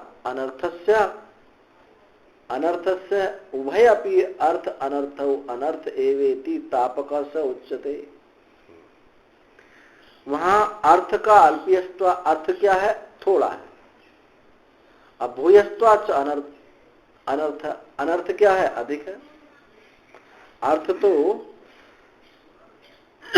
अर्थ के अल्प थोड़ा होने से, अल्प होने से, और अनर्थ के अधिक होने से अर्थ अनर्थ दोनों अनर्थ रूप ही है। क्या बात कही देखो, अर्थ का अल्पीयत्व, अर्थ अल्प है और अनर्थ जो है अधिक है, इसलिए उभव दोनों ही, अर्थ अनर्थ दोनों ही ये अनर्थ ही है, भले थोड़ा हो या ज्यादा हो, है तो अनर्थ ही। तापक स उच्यते, वो क्या है? तापक वह कहा, तापक वो कहा जाता है, यानी अर्थ ही तापक कहा जाता है। तप्यस्तु पुरुषो या एक पर्यायेण उभयाभ्याम संबंधते, और जो तप्य है, जो तप्य है, तापक, अर्थ को तापक कहा, और क्रम से दोनों के साथ जो एक संबंध होता है वह पुरुष तप्य है। दोनों का जो संबंध है, क्रम से दोनों के साथ जो एक संबंध होता है वो है पुरुष तप्य है। तप्यस्तु पुरुषो, यह एक पर्याय, एक क्रम से जो दोनों के साथ संबंध होता है। तयोस्तु तप्य तापकयो एकात्मतया मोक्ष अनुपत्ति, उन तप्य और तापकों की एक आत्मता होने पर मोक्ष की सिद्धि नहीं होगी। जात्यंतर भाव हेतु संयोग हेतु परिहारात् स्यात् कदाचित अपि मोक्ष उपपत्ति। यदि दोनों मान ले, जाति भेद मान ले, दोनों अलग अलग मान ले, किंतु दोनों को अलग अलग मान ले तो तत् संयोग हेतु पर उन्हों के आपस के संयोग को हटा दें, संयोग का परिहार कर दें। संयोग के परिहार होने से वो तो कदाचित मोक्ष हो भी सकता है, परंतु एक ही मानने पर मोक्ष कैसे होगा? ये साफ पूर्व पक्ष में अपना मत रखा। ये वो कहना है उसका कि तप्य तापक जो है संसार जीव तुमने एक माने, एक आत्मा के ही दो विशेष मानने हैं, तो ये दोनों नित्य होंगे। जैसे उष्ण अग्नि का प्रकाश और उष्णता नित्य धर्म है, ऐसे ही होंगे। यदि तुम इनको अलग अलग मानते तो कदाचित मोक्ष हो भी सकता था, पर तुमने तो एक ही माने हैं, ये संभव नहीं है। अब कहते हैं सिद्धांति हैं, हाँ सिद्धांत, अत्र उच्यते ना, ऐसा कहना ठीक नहीं। एकत्वादेव तप्य त्यापक भाव अनुपत्ति, एक होने से, परमार्थता एक होने से ही तप्य तापक भाव नहीं बनता है। भाई परमार्थ रूप से देखा जाए तो तप्य तापक भाव जो है सिद्ध नहीं होता है। भवेद एष दोषः, यदि एकात्मतायाम तप्य तापक अन्योन्यस्य विषय विषय भाव प्रपत्तिता, परमात्मता में एकता होने से तप्य तापक भाव नहीं बनेगा। यदि इस अद्वैत अवस्था में भवेद एस दोष है, तो ये दोष जो है बना रहेगा। यदि एक आत्मता होने पर तप्य तापक अन्योन्य परस्पर विषय विषय भाव प्राप्त होने, तो ये दोष बना रहेगा। न तो एतद अस्ति एकत्वात्, किंतु यह एक नहीं है, किंतु यह एक नहीं। यहाँ तो वहां तो भिन्नता ही नहीं है। अकेली, जैसे ऐसा नहीं कह सकते न तू एतद अस्ति एकत्वात्, एक होने से ये बात नहीं होगी। नहीं अग्नि एक सन स्वात्मनाम दहति प्रकाशति वा सती अपि उष्ण प्रकाश आदि धर्म वेदे परिणामित्वे च किम कूटस्थे ब्रह्मणि एकस्मिन् तप्य तापक भाव संभवेत। उन्होंने कहा कि अद्वैत अवस्था में जो तप्य और तापक है, वो विषय विषय भाव है, ये सब प्राप्त होते हैं। तो जो दोष तुमने पीछे कहा था, ये दोष लगेगा, क्योंकि एक होने पर। परंतु ऐसा है नहीं, क्योंकि वहां तो भिन्नता ही नहीं है। तो एक आत्मता में तो भिन्नता ही नहीं है। परंतु हम दूसरी ढंग से बात कहना चाहते हैं। हमारी बात को समझ लीजिए। अकेली अग्नि यदि उष्णता और प्रकाश आदि भिन्न धर्मों से युक्त है तो परिणामीशील है, तो भी वे अपने को जलाती नहीं है या प्रकाशित नहीं करती है। अग्नि का दृष्टांत देते हैं। एक अग्नि होते हुए अपने को जलाती नहीं है और प्रकाशित भी नहीं करती अपने को।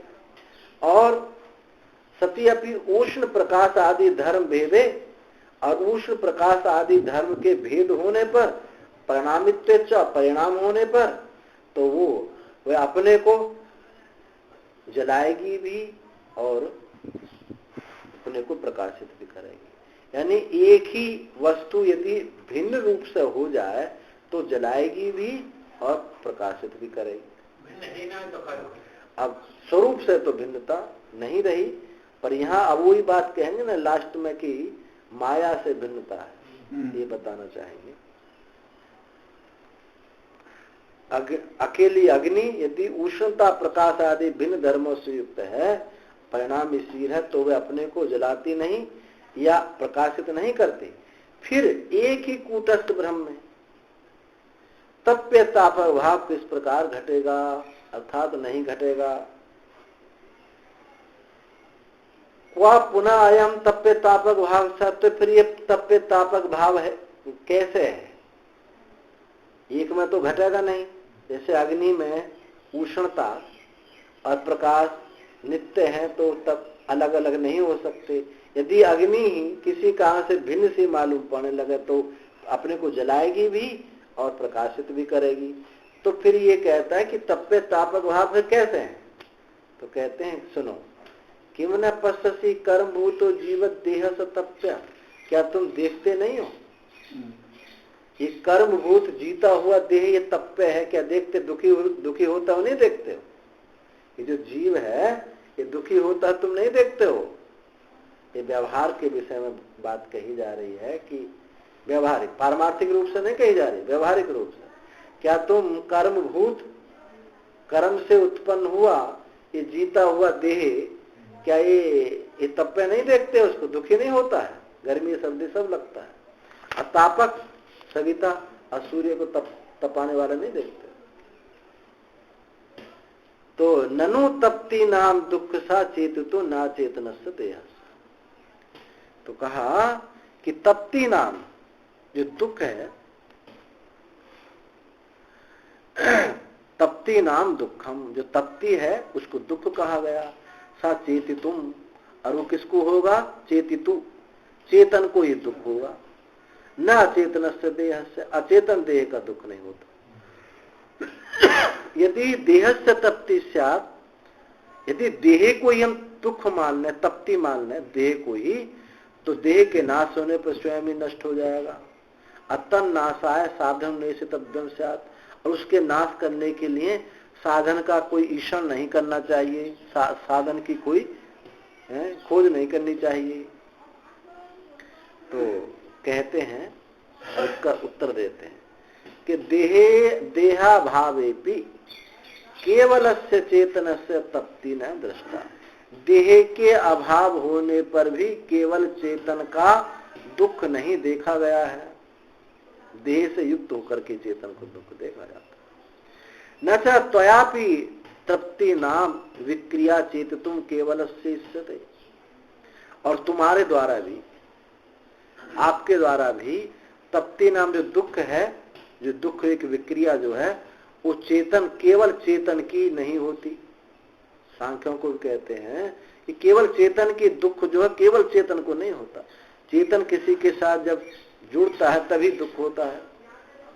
नापि देहे चेतनयो संहतत्वम, और देहे चेतनों का संघात भी वो नहीं। देह चेतन का संघात भी तुम्हें इष्ट नहीं है, तुम उसको स्वीकार नहीं करते। अशुद्ध आदि दोष प्रसंगा, क्योंकि चेतन में अशुद्ध आदि दोष आ जाएगा।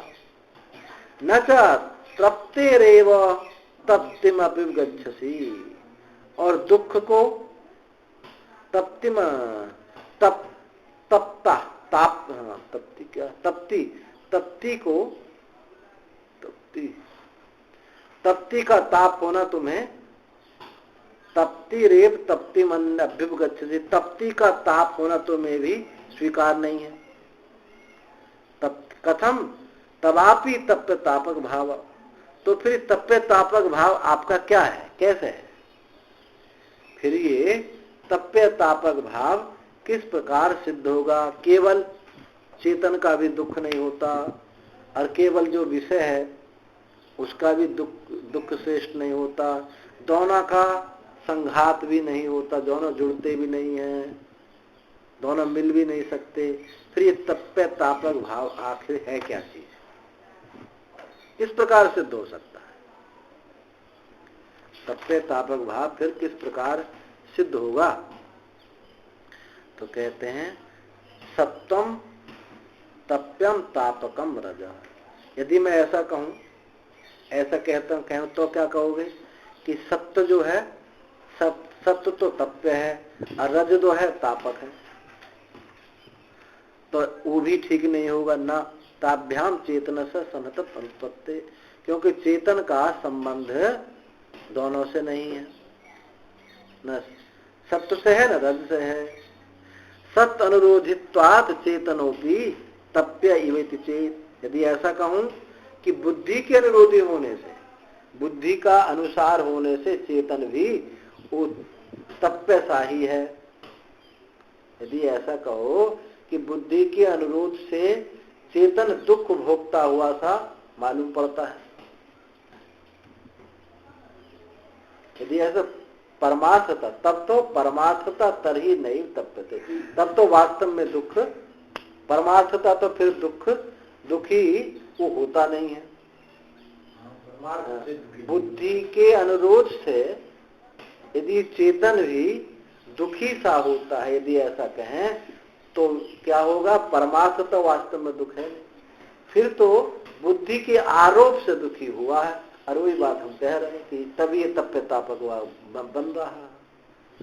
नहीं तप्यते परमार्थ परम, तब तो नहीं तप्यते इति आपतिति इव शब्द प्रयोगात, इव शब्द के प्रयोग होने से ये बात सिद्ध हो जाती है कि परमार्थ तत्व वो दुखी है नहीं, कोई बीच में आ गया ऐसी लपड़ा जिससे वो दुखी सा हो गया है। न चेत तप्यते, यदि ये दुखी नहीं होता तो नैव शब्दो दोष आया। यदि ऐसा कहें कि आत्मा तप्त नहीं होता तो इव शब्द दोषा वहा नहीं है। ये ऐसा कहें कि न चेत तप्यते, वो दुखी नहीं होता तो न इव शब्दो दोष आया, तो इव शब्द जो दोष वाला नहीं हो सकता। किसी स्थिति परिस्थिति में दोष वाला है, पर वास्तव में वो दोष वाला नहीं है। नहीं डुंडुभ सर्प इव इति एतावता सविशो भवति। डुंडुब बोलते हैं दुमई को। दुमई होता ना सांप जैसा लगता है, हाँ दोनों तरफ पैर मुंह वाली। डुंडुब सर्प, डुंडुब सर्प सा है, डुंडुब सर्प सा है ऐसा कहने से वो सविषय वाला सांप नहीं हो जाता, यानी विषय युक्त नहीं हो जाता। कहेंगे डुंडुब सर्प जैसा है, तो सर्प जैसा कहने से वो सांप विष वाला सांप नहीं हो जाता। अच्छा, सर्पो व डुंडुब, सर्प डुंडुब जैसा है, तो ऐसे कहने से वो सांप निर्विषय नहीं हो जाता। सांप ऐसे तप्पे तापक भाव जो है, ये तप्पे तापक है, कैसा है? आत्मा सा है, आत्मा है, आत्मा सा है। तो इससे क्या होगा? वो आत्मा जैसा है, आत्मा सा है, तो आत्मा नहीं हो सकता। और कहें कि अन्ना आत्मा तप्पे तापक हो, ये भ्रांति से ऐसा मान लेने से क्या वो दोष खत्म थोड़ी हो जाता है। तो डुंडुब सर्प ऐसा है, वो विषय वाला नहीं होता है। इसी प्रकार अतः अविद्याकृतोयम तप्पे तापक भावो न पारमार्थ। अविद्याकृत ये तप्पे तापक भाव बने, अविद्या से ही।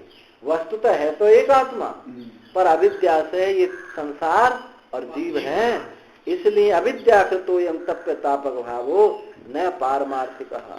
वास्तव में पारमार्थिक रूप से नहीं, पारमार्थिक रूप से तो एक ही आत्मा, ऐसा स्वीकार करना चाहिए।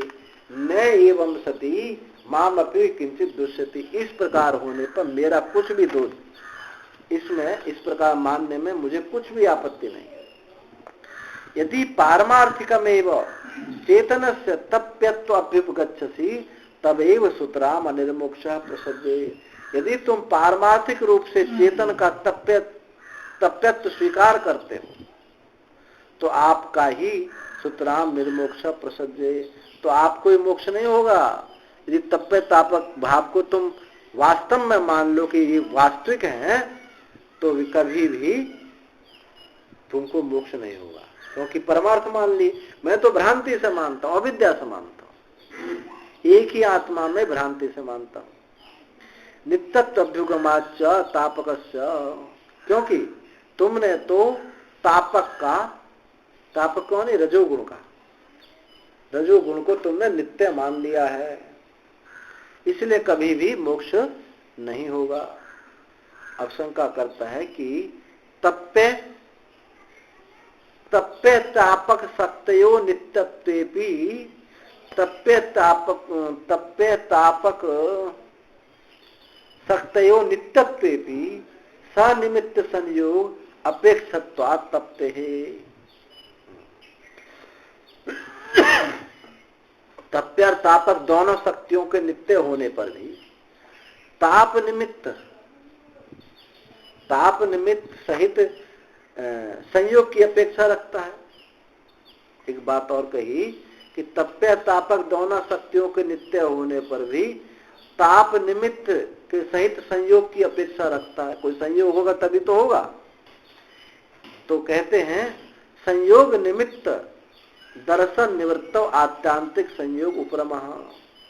हाँ, ये तप्पे तापक जो है, दोनों शक्तियों के नित्य होने पर भी ताप निमित्त, उस ताप के निमित्त कोई संयोग की अपेक्षा होती है। और इससे संयोग के हेतु रूप, इस संयोग का निमित्त जो है अदर्शन, संयोग का निमित्त क्या? अदर्शन, दर्शन न होना अर्थात अज्ञान।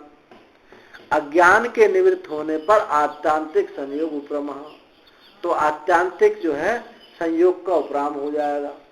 इस अज्ञान निवृत्ति से, अज्ञान से ही, अज्ञान रूपी ताप से ही तप्पे तापक बने हुए हैं, और अज्ञान निवृत्त होने पर उनका वो संयोग जो है वो समाप्त हो जाएगा।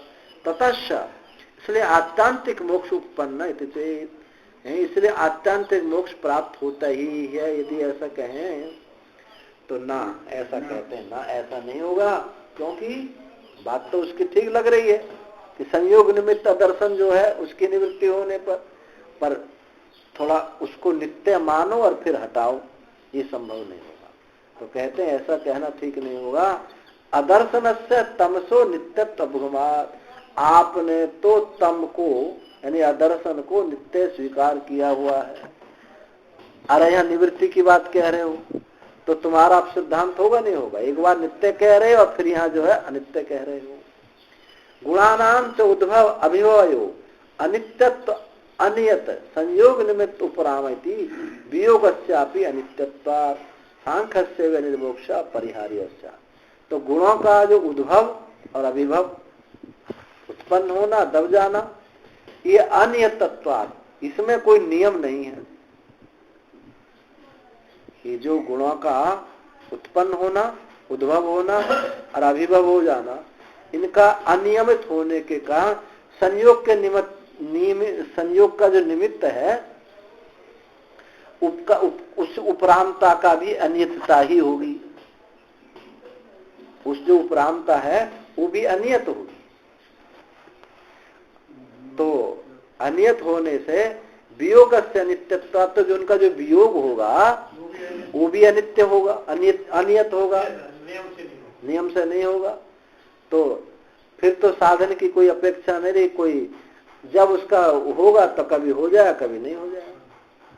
तो सांख्य से निर्मोक्ष परिहार, इसलिए सांख्य का जो अनिर्मोक्ष है वो हटाया नहीं जा सकता। सांख्य का मोक्ष नहीं होगा। औपनिषद तो, किंतु जो औपनिषद सिद्धांत है आत्म एकत्व अभ्युपगमात, आत्मा का एकत्व स्वीकार करने वाले का, एक आत्मा का, एक का ही विषय विषय भाव अनुपत्ति विकार भेदस्य वाचारंभण मात्रत्वं सर्वनाद अनिर्मोक्ष शंका स्वप्ने भी नोपजायते।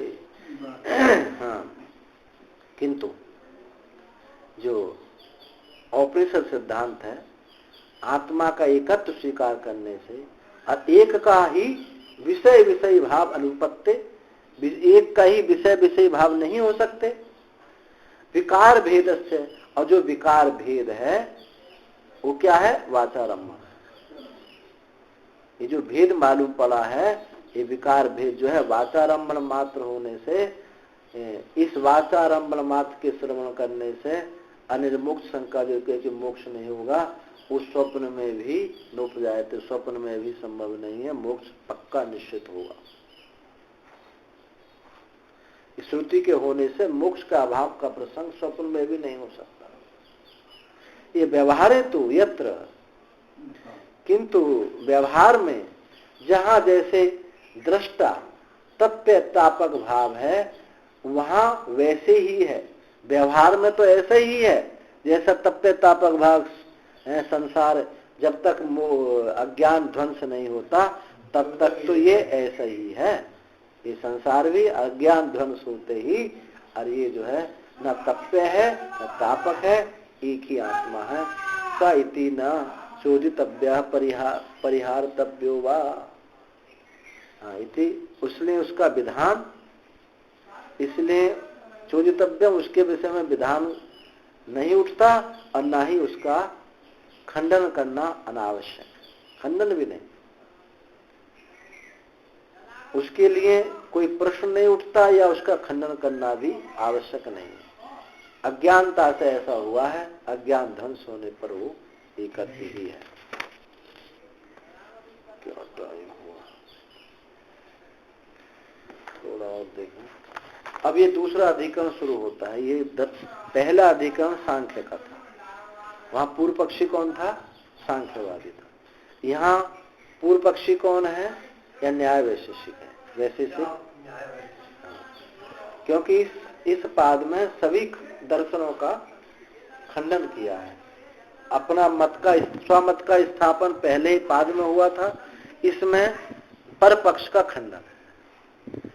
तो यहाँ अब इस सांख्य, इसका वैशेषिक दर्शन के खंडन करने के लिए ये अधिकरण प्रारंभ होता है। तो इस अधिकरण का नाम है महदीर्घाधिकरण। महदीर्घाधिकरण। नास्ति कलाद दृष्टान्तः किंबा अस्ति सदृशोद्भवे, नास्ति शुक्लपता शुक्ला तंतोरिभिः जायते, अणुद्व्यणुकमुत्पन्नम् अनणोपरि मंडलात् अदीर्घाद्व्यणुकं दीर्घम त्र्यणुकम तन्निदर्शनम। ये थोड़ा सा उसकी अपेक्षा थोड़ा कठिन लगेगा, पर ऐसा नहीं। हाँ, क्योंकि इसमें वह सांख्य का तो कोई संस्कार है भी, लेकिन वैसे शिक्षक संस्कार नहीं है। तो कहा इसमें पूर्व पक्षी संदेह क्या हुआ, असदृश की उत्पत्ति में कणाद आदि मत दृष्टांत है अथवा नहीं। जैसे वहां जल से सांख्य ने क्या कहा था कि प्रधान जल से उत्पत्ति होती है, सिद्धांति ने कहा कि नहीं, चेतन ब्रह्म काम से उत्पत्ति है। तो इसी प्रकार से यहाँ कहते हैं असदृशता यानी असमानता, असमानता उत्पत्ति में कणाद आदि मत दृष्टांत है अथवा नहीं है। वहां तो समानता नहीं थी, एक चेतन से जड़ से वहां तो समानता थी, क्योंकि प्रधान जो है सुख दुख मोहात्मक है और संसार भी सुख दुख मोहात्मक था, तो दोनों की समानता थी। यहाँ कह रहे हैं कि असदृशता असमानता की उत्पत्ति में कणाद आदि मत दृष्टांत है नहीं है। और सिद्धांत में क्या था वहां कि असमानता, चेतन कारण ब्रह्म है और जगत जो है ये कार्य ब्रह्म है, जड़ है, तो वहां दोनों की समानता नहीं थी। पूर्व पक्षी ने वहां यही कहा था सांख्य ने कि मैं जो कहता हूं कि कार्य में कारण अन्वित होता है, आप दोनों की समानता होती है, कार्य कारण दोनों की समानता, आपके यहाँ तो कार्य कारण की समानता है नहीं, क्योंकि एक चेतन है और जगत जो है जड़ है, दोनों विलक्षण है। तो उसी को दृष्टि में रख करके यहाँ कहा जा रहा है कि असदृश, यहाँ भी विलक्षणता है। क्या विलक्षणता से की उत्पत्ति में कणाद मत सिद्धांत है या नहीं है, और बताएंगे क्या विलक्षणता है। तो उसमें पूर्व पक्षी कहता नहीं नहीं, क्योंकि ऐसा नहीं है, क्योंकि शुक्ल वस्त्र शुक्ल तंतु से उत्पन्न होता है। जो सफेद कपड़ा है, वो सफेद जो तंतु है, सूत है, उसी से होता है कि दोनों की समानता है, दोनों की समानता हो रही है। ऐसा नहीं होता काला सूत और कपड़ा जो है काला सूत है और कपड़ा क्या है, कपड़ा सफेद बन जाए, तो ऐसा नहीं, ऐसे होगा।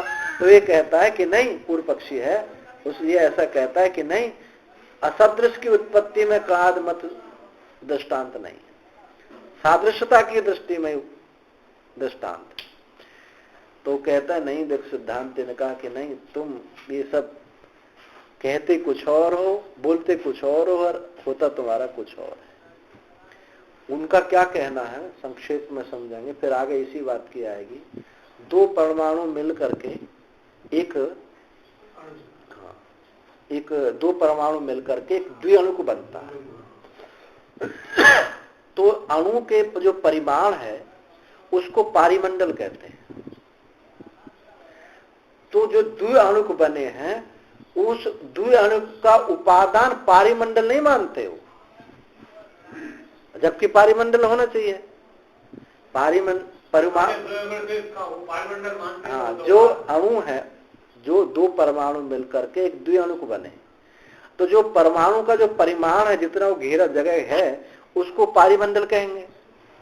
तो वो कहता है जो द्विअणु को बने हैं तो पारिमंडल आना चाहिए, उसमें नहीं आना चाहिए, लेकिन वो नहीं मानता है। वो क्या कहता है, दो अणुओं का, दो परमाणुओं का जो जोड़ना है, जो द्विअणु बना है, उसमें रहने वाली संख्या द्वित्व, ह्रस्वत्व और दीर्घत्व, इन दोनों में जो दो संख्या रही है वो इसका हेतु बनता है, ना कि पारिमंडल।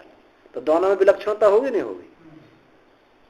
संख्या को मानना है, संख्या के पारिमंडल में जो ह्रस्व और दीर्घत्व जो बने, उन द्वित्व संख्या को उनका उपादान मान रहा है, ना कि पारिमंडल को मान रहा है। तो कहता है कि सिद्धांत ने कहा कि तुम जो कह रहे हो कि शुक्ल सूत से शुक्ल वस्त्र बना है, ये बात तुम कहाँ मान रहे हो? तुम तो पारिमंडल को अलग छोड़ देते हो, द्वित्व संख्या को अलग लेते, तो कहाँ तुम्हारी सामान्यता हुई, विषमता हुई नहीं हुई? तो उसी पर ये चर्चा आएगी। पारिमंडल परिमाण वाले अणु परिमाण से भी सूक्ष्म परिमाण वाले परमाणु से जो अणु परिमाण है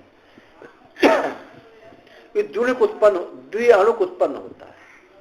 अणु परिमाण वाले द्विअणुक से, अणु परिमाण वाले द्विअणुक से महत् परिमाण और त्रिअणुक उत्पन्न होता है। द्विअणुक से जो द्विअणुक उत्पन्न होता है, अणु परिमाण वाले द्विअणुक से फिर त्रिश्रेणु जो उत्पन्न होता है, तो उस त्रिश्रेणु में भी महत् परिमाण तृतीय संख्या को लेता है।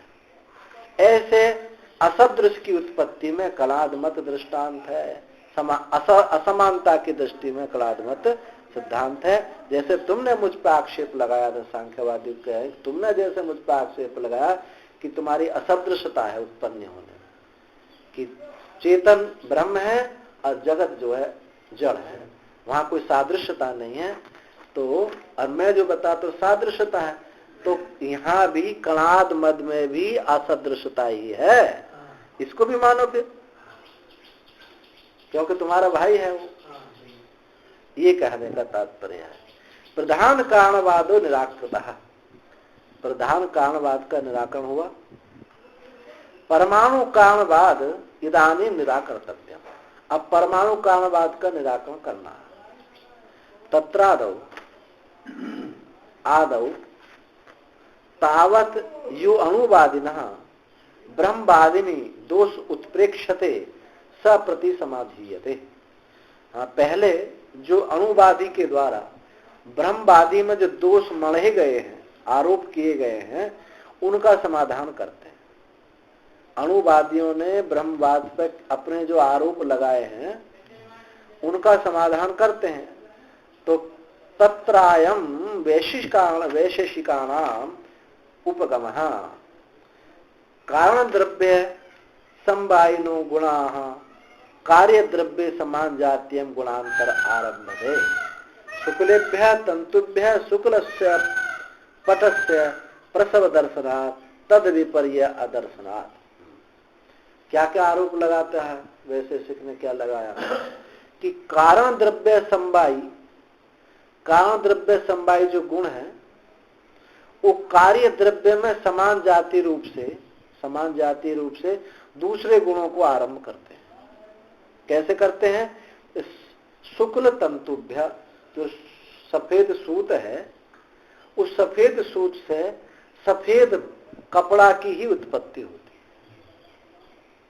तद विपर्यात अदर्शना, उसके विपरीत नहीं होता कि सफेद से काला होता हो, ऐसा नहीं। इसलिए चेतन ब्रह्म से जगत कारणत्व, चेतन ब्रह्म जगत कारणत्व में भी अभ्युपगम्य माने। इसलिए चेतन ब्रह्म जगत कारणत्व में भी ये स्वीकार करने पर कि कार्य पे जगते चेतनम संवेयात, कार्य जगत में भी चैतन्य का ही संवाय करना चाहिए। कि चेतन ब्रह्म जगत कारणत्व में भी ये स्वीकार करना चाहिए कि कार्य जगत में भी चैतन्य युक्त है।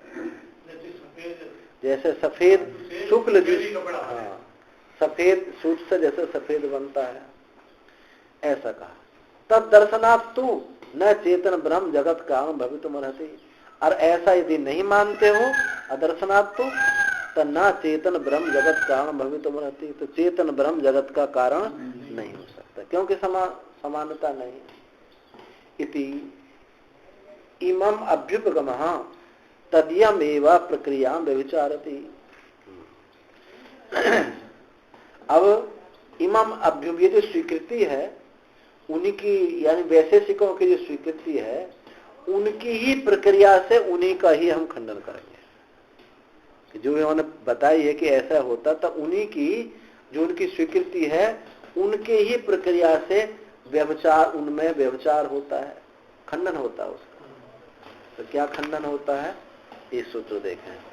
महदीर्घवद वा हस्व परिमंडलाभ्याम, महदीर्घवद हस्व परिमंडलाभ्याम द्विअणुक परमाणुभ्याम महद दीर्घवत। द्विअणुक और परमाणु से, दो परमाणुओं से द्विअणुक बना, और द्विअणुक जो है उस परमाणु से महत और दीर्घ त्रिअणुक बना। तो ह्रस्व और अणु द्विअणुक के समान चेतन ब्रह्म से अचेतन जगत की उत्पत्ति होती है। तात्पर्य यह है कि वैशेषिक जो ये बात कहते हैं कि दो अणुओं से, दो परमाणुओं से जो द्विअणुक बना, उस पारिमंडल को वहां लाना चाहिए, तभी तो समानता होगी। पारिमंडल को न ला करके और ह्रस्व और दीर्घ परिमाण वाले द्वित्व संख्या को लेकर के आते हैं, ना कि पारिमंडल को। तो वहां कहां समानता हो जाती है? जैसे कहा कि मिट्टी से घड़ा बना है, और ये ना कह करके ये कहें कि द्विकपाल है, दो कपाल थे और दो द्वित्व संख्या से घड़ा बना, ऐसे समझ में आ गई बात। घड़े से, मिट्टी से घड़ा बना, तो घड़ा बनाने की प्रक्रिया क्या है? अब तो दूसरे ढंग से बनाने लगे हमारे लोग। तो पहले दो टुकड़े बनाते थे, फिर उनको जोड़ा जाता था, अब तो एक ही बना देते हैं। तो द्वित्व, तो जबकि उस घड़े में जो मिट्टी है वो आनी चाहिए, लेकिन वो क्या मानते हैं? दो कपाल भी नहीं, द्वित्व संख्या, दो गिनती मानते हैं, दो से बना।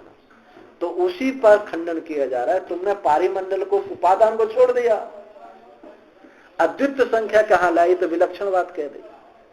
तो उसी के लिए कहा कि वैसे से कहते हैं कि सूक्ष्म अणु परिमाण द्विअणुक से महत् परिमाण और दीर्घ त्रिअणुक उत्पत्ति होती है। पहले जब द्विअणुक बना तो ह्रस्व और ह्रस्व संख्या बनी, और फिर दो द्विअणुक से तृष्णु जो बना तो उसमें महत् संख्या और दीर्घ संख्या बनी। तो ऐसे ही उत्तृष्णु से फिर अनेक जोड़ते चले गए, उनके परिमाण अलग अलग होते चले गए। मूल पारिमंडल को उन्होंने नहीं लिया। तो द्विअणुक में रहने वाली जो ह्रस्वत्व और अणुत्व, त्रिअणुक में समान जाती है ह्रस्वत्व और अणुत्व के आरंभक को नहीं मानते, किंतु क्या मानते? द्विअणुकगत जो दो अणुओं में रहने वाले तीन संख्या है, त्रिअणुक महत्तत्व आदि उसको आरंभ करने वाली उस संख्या को मानेंगे। इसी प्रकार पारिमंडल परिमाण परमाणु से अणु परिमाण द्विअणुक उत्पन्न होते हैं। अब परमाणुगत जो पारिमंडल है परिमाण, परमाणु से अणु परिमाण द्विअणुक उत्पन्न हुआ, और परमाणुगत पारिमंडल परिमाण द्विअणुक में तो समान जातीय वाला जो पारिमंडल था वो उसका वो आरंभक नहीं मानते। किंतु परमाणुगत जो द्वित्व संख्या है, द्वित्व संख्या यानी ह्रस्व और अणुत्व, उनको आरंभ करने वाले मानते हैं। ये उनकी प्रक्रिया है। आरंभ हर दीर्घ महत्व तो बनेगा तृश्रेय में। देखो दो परमाणुओं से एक द्विअणुत्व बना, तो वहां दो परिमाण उत्पन्न हुए, एक ह्रस्वत्व एक अणुत्व। अब इन ह्रस्वत्व ये दो हुए, तो द्विअणुक में वो ह्रस्वत्व और अणुत्व ये द्वित्व संख्या को उन्होंने उसका हेतु माना है, पारिमंडल को नहीं माना। अब ये द्विअणुक जो मिले, ये तीन इन्होंने, हाँ, तो क्या हुआ वहां फिर उसको नहीं माना है, ह्रस्वत्व अणुत्व को नहीं माना, फिर उन्होंने क्या महत्व और दीर्घत्व को माना है। इसमें रहने वाली जो तीन संख्या है इनको इन्होंने हेतु माना है, संख्या को हेतु मानते हैं। हाँ, ऐसा मानते चले गए। तो ये जो वैशेषिकों की जो प्रक्रिया है, इत्थम प्रदर्शिताम वैशेषिकानां कारण गुणा कार्य समान जाति आरंभ का न्यायाभासात, ये उनकी केवल युक्ति आभास, युक्ति का आभास है, वस्तुतः ये नहीं है कि कारण गुण कार्य में समान जाति से गुणों को आरंभ करते हैं। ये जो कहते हैं तो इसको कहते हैं न्यायाभास बदताम कथम न लज्जा भवे, तो उनको शर्म नहीं आती है। हम पर तो आक्षेप कर रहे हैं कि चेतन से अचेतन कैसे उत्पन्न हुआ, पर अपनी तरफ नहीं देख रहा है कि पारिमंडल को छोड़ करके संख्या को ले रहा है। अब आपको समझने में आगे आसान हो जाएगी बात, इसी की सब यही प्रक्रिया आगे चलेगी। तो व्यभिचार से स्फुटता, व्यभिचार तो उसका अत्यंत स्पष्ट दिखाई पड़ता है। अतः उक्त न्यायाभासेन वेदांत समन्वयो न विरुद्धते, इसलिए उक्त न्यायाभास के होने से वेदांत समन्वय में कोई विरोध नहीं है। एसाम तेसाम प्रक्रिया, उनकी यानी वैशेषिकों की जो प्रक्रिया है, परमाणवः किल क्वचित काल अनारब्ध कार्या यथा योग्यम रूपादिमन्तः पारिमंडल परिमाणस्य तिष्ठन्ति। इनकी जो प्रक्रिया यथा योग्य यथा संभव रूप आदि जो युक्त पारिमंडल परिमाण वाले जो परमाणु हैं, कुछ काल तक वो चुपचाप शांत पड़े रहते हैं। परमाणु जो है किंचित काल अनारब्ध, कुछ काल तक आरंभ हुए बिना शांत पड़े हुए, यथा योग्य रूपादिमान, जैसा उनकी योग्यता है रूपादि ऐसे हैं, उस पारिमंडल परिमाण में स्थित रहते हैं, बिना कुछ किए हुए ऐसे पड़े रहते हैं। तेज पश्चात, और वही बाद में दृष्टादि पुरस्सराः संयोग सचिवाश्च संतो द्व्यणिकादिक्रमेण कृत्स्नम कार्य जातम आरम्भन्ते। अब फिर बाद में वे ही दृष्टादि, एक होता है अपूर्व, अपूर्व किसका शब्द है? मीमांसा दर्शन। अदृष्ट शब्द किसका है? न्याय वैशेषिक का। तो जिसको पूर्व मीमांसा अपूर्व कहता है कि कहाँ रहे? अपूर्व से, ये जो हमने कर्म किया उसका अपूर्व बना, अपूर्व से फिर उस फल की प्राप्ति हुई, तो ये क्या कहते हैं उसको? अदृष्ट, दिखाई नहीं देता, अदृष्ट रूप में वो बना रहता है। तो अदृष्ट पूर्वक संयोग सहकारी होकर के वो द्व्यणुकादि क्रम से भी जो बताया था, इस क्रम से संपूर्ण कार्य को उत्पन्न करते हैं। कारण गुणा कार्य गुणांतरम, कार्य गुण जो है कार्य में अन्य गुणों में जाते हैं।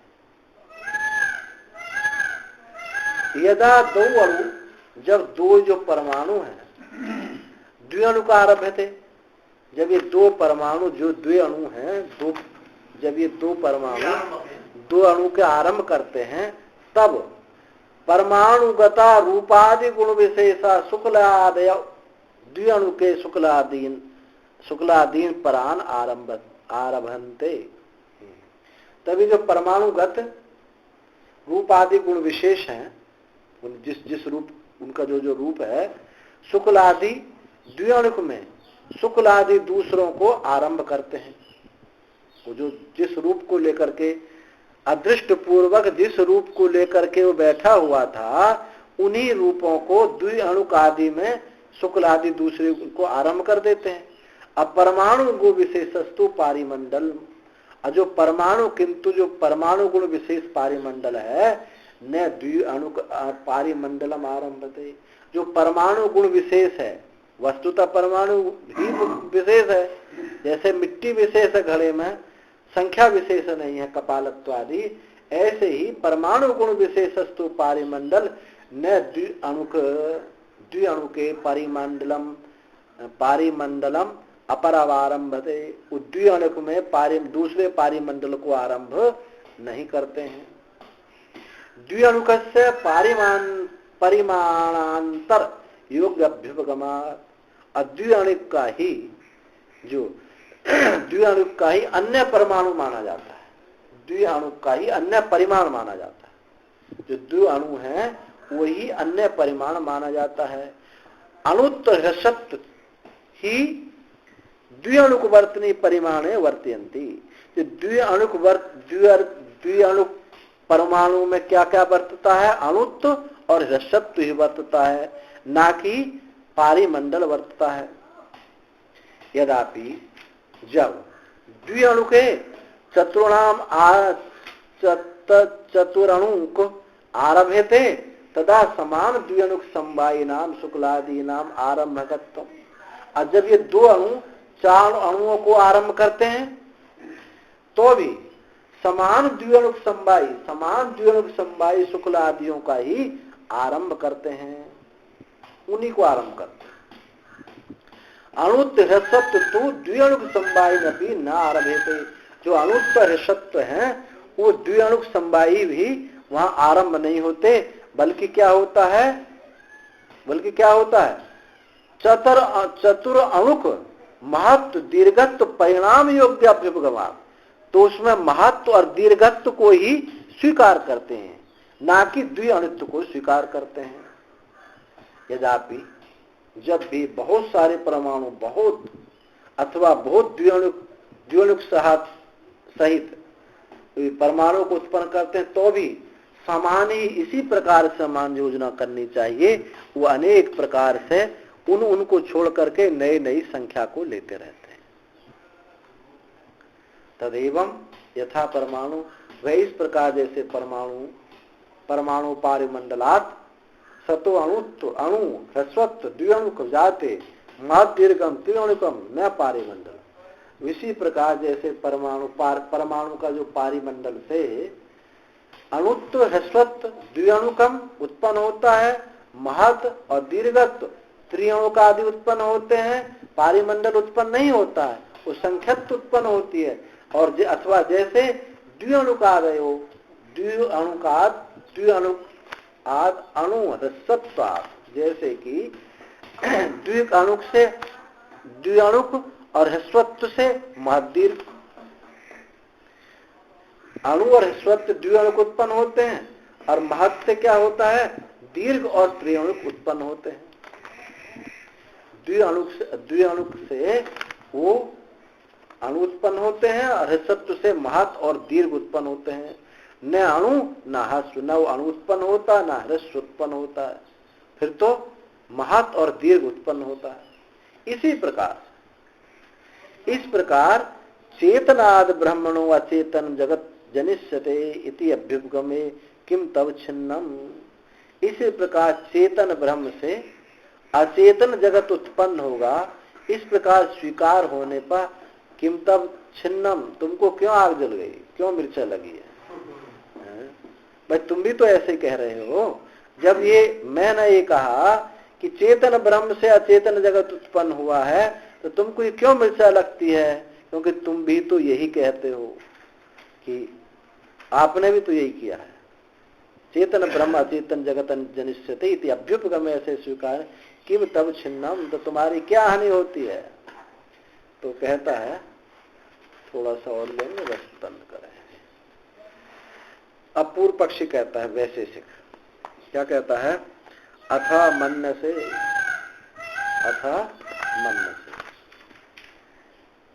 विरोधिना परिमाणांतरेण आक्रांतम कार्यद्रव्यम द्विअणिकाद इत्यतो नारंभकानि कारणगतानि पारिमंडलादीनि अभ्युपगच्छामि। यदि तुम ऐसा मानो तो सुनो कि द्विअणुक आदि कार्य द्रव्य विरोधी अन्य परिमाण से व्याप्त है। जो द्विअणुक आदि कार्य द्रव्य हैं वो विरोधी अन्य परिमाण से व्याप्त हैं। इस कारण कारणगत जो पारिमंडल है, कारणगत जो पारिमंडल आदि उनके आरंभक नहीं होते, ऐसा मैं मानता हूं कि द्विअणुकादि कार्य द्रव्य विरोधी जो अन्य परिमाण से व्याप्त हैं, इस कारणगत पारिमंडल आदि को आरंभक नहीं मानता है, क्योंकि यदि हम उनको ऐसा मान लेते हैं तो ये विरोधिता सिद्ध नहीं होगी। अच्छा,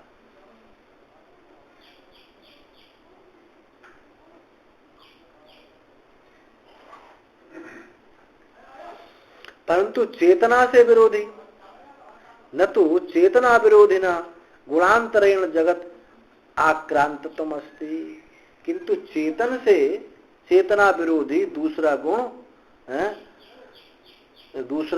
गुण से जगत आक्रांतत्व युक्त नहीं हो सकता।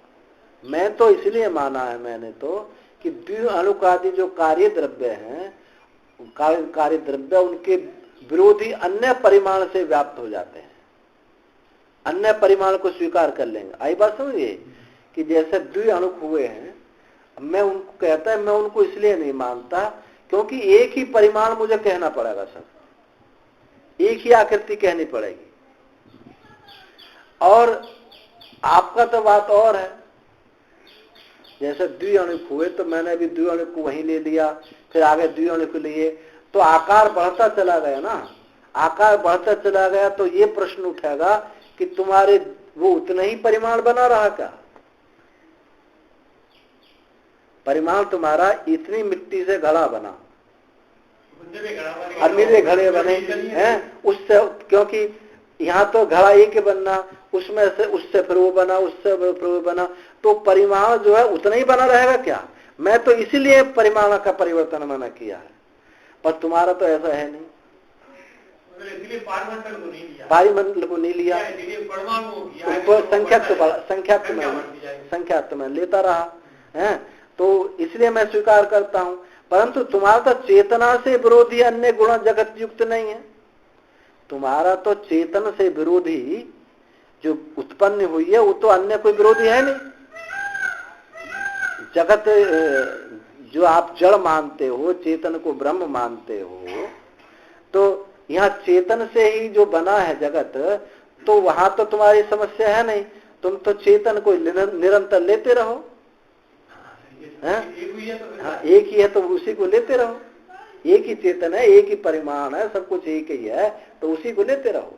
तो चेतना से विरोधी अन्य गुण से जगत युक्त नहीं है, चेतना से विरोधी अन्य कोई गुण जगत का है नहीं, तो इसलिए जगत आक्रांत तमस्ति येन कारण गता चेतना कार्य चेतनांतरम नारभ्येत, जिससे कारणगत चेतना कार्य में अन्य चेतना का आरंभक न करे, जिससे कि कारणगत चेतना कार्य में अन्य चेतना का आरंभ न करे, क्योंकि अचेतना नहीं, अचेतना नाम चेतना विरोधी कश्चित गुणोस्ति, क्योंकि अचेतना नाम का कोई चेतन का विरोधी कोई गुण वहां है नहीं, क्योंकि जगत चेतन से ही बन रहा है, तो इसलिए विरोधी कोई गुण नहीं है।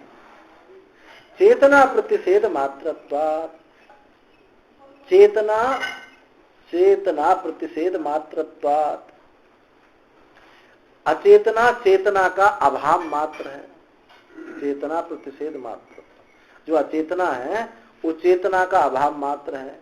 इसलिए तस्माद, इसलिए पारिमंडलादि वे सम्यात् प्राप्नोति चेतनाया आरंभकत्वम, इसलिए पारिमंडल की विषमता से प्राप्त होता है चेतनाया आरंभकत्वम, पारिमंडल आदि से भिन्न होने से चेतना कार्य का आरंभ कर सकती है।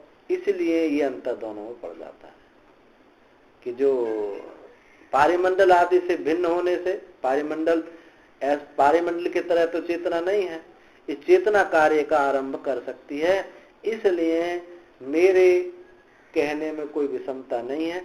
मैं सुख जो मैंने कहा कि सादृश्य उत्पन्न करता है, इसलिए ठीक है। ये यहाँ तक पूर्व पक्ष रहा, फिर अब सिद्धांत फिर करेंगे। ओम पूर्णमदः पूर्णमिदं पूर्णात् पूर्णमुदच्यते पूर्णस्य पूर्णमादाय पूर्णमेवावशिष्यते। सर्वे भवन्तु सुखिनः, सर्वे सन्तु निरामयाः, सर्वे भद्राणि पश्यन्तु मा कश्चित् दुःखभाग् भवेत्। ओम शांति शांति शांति।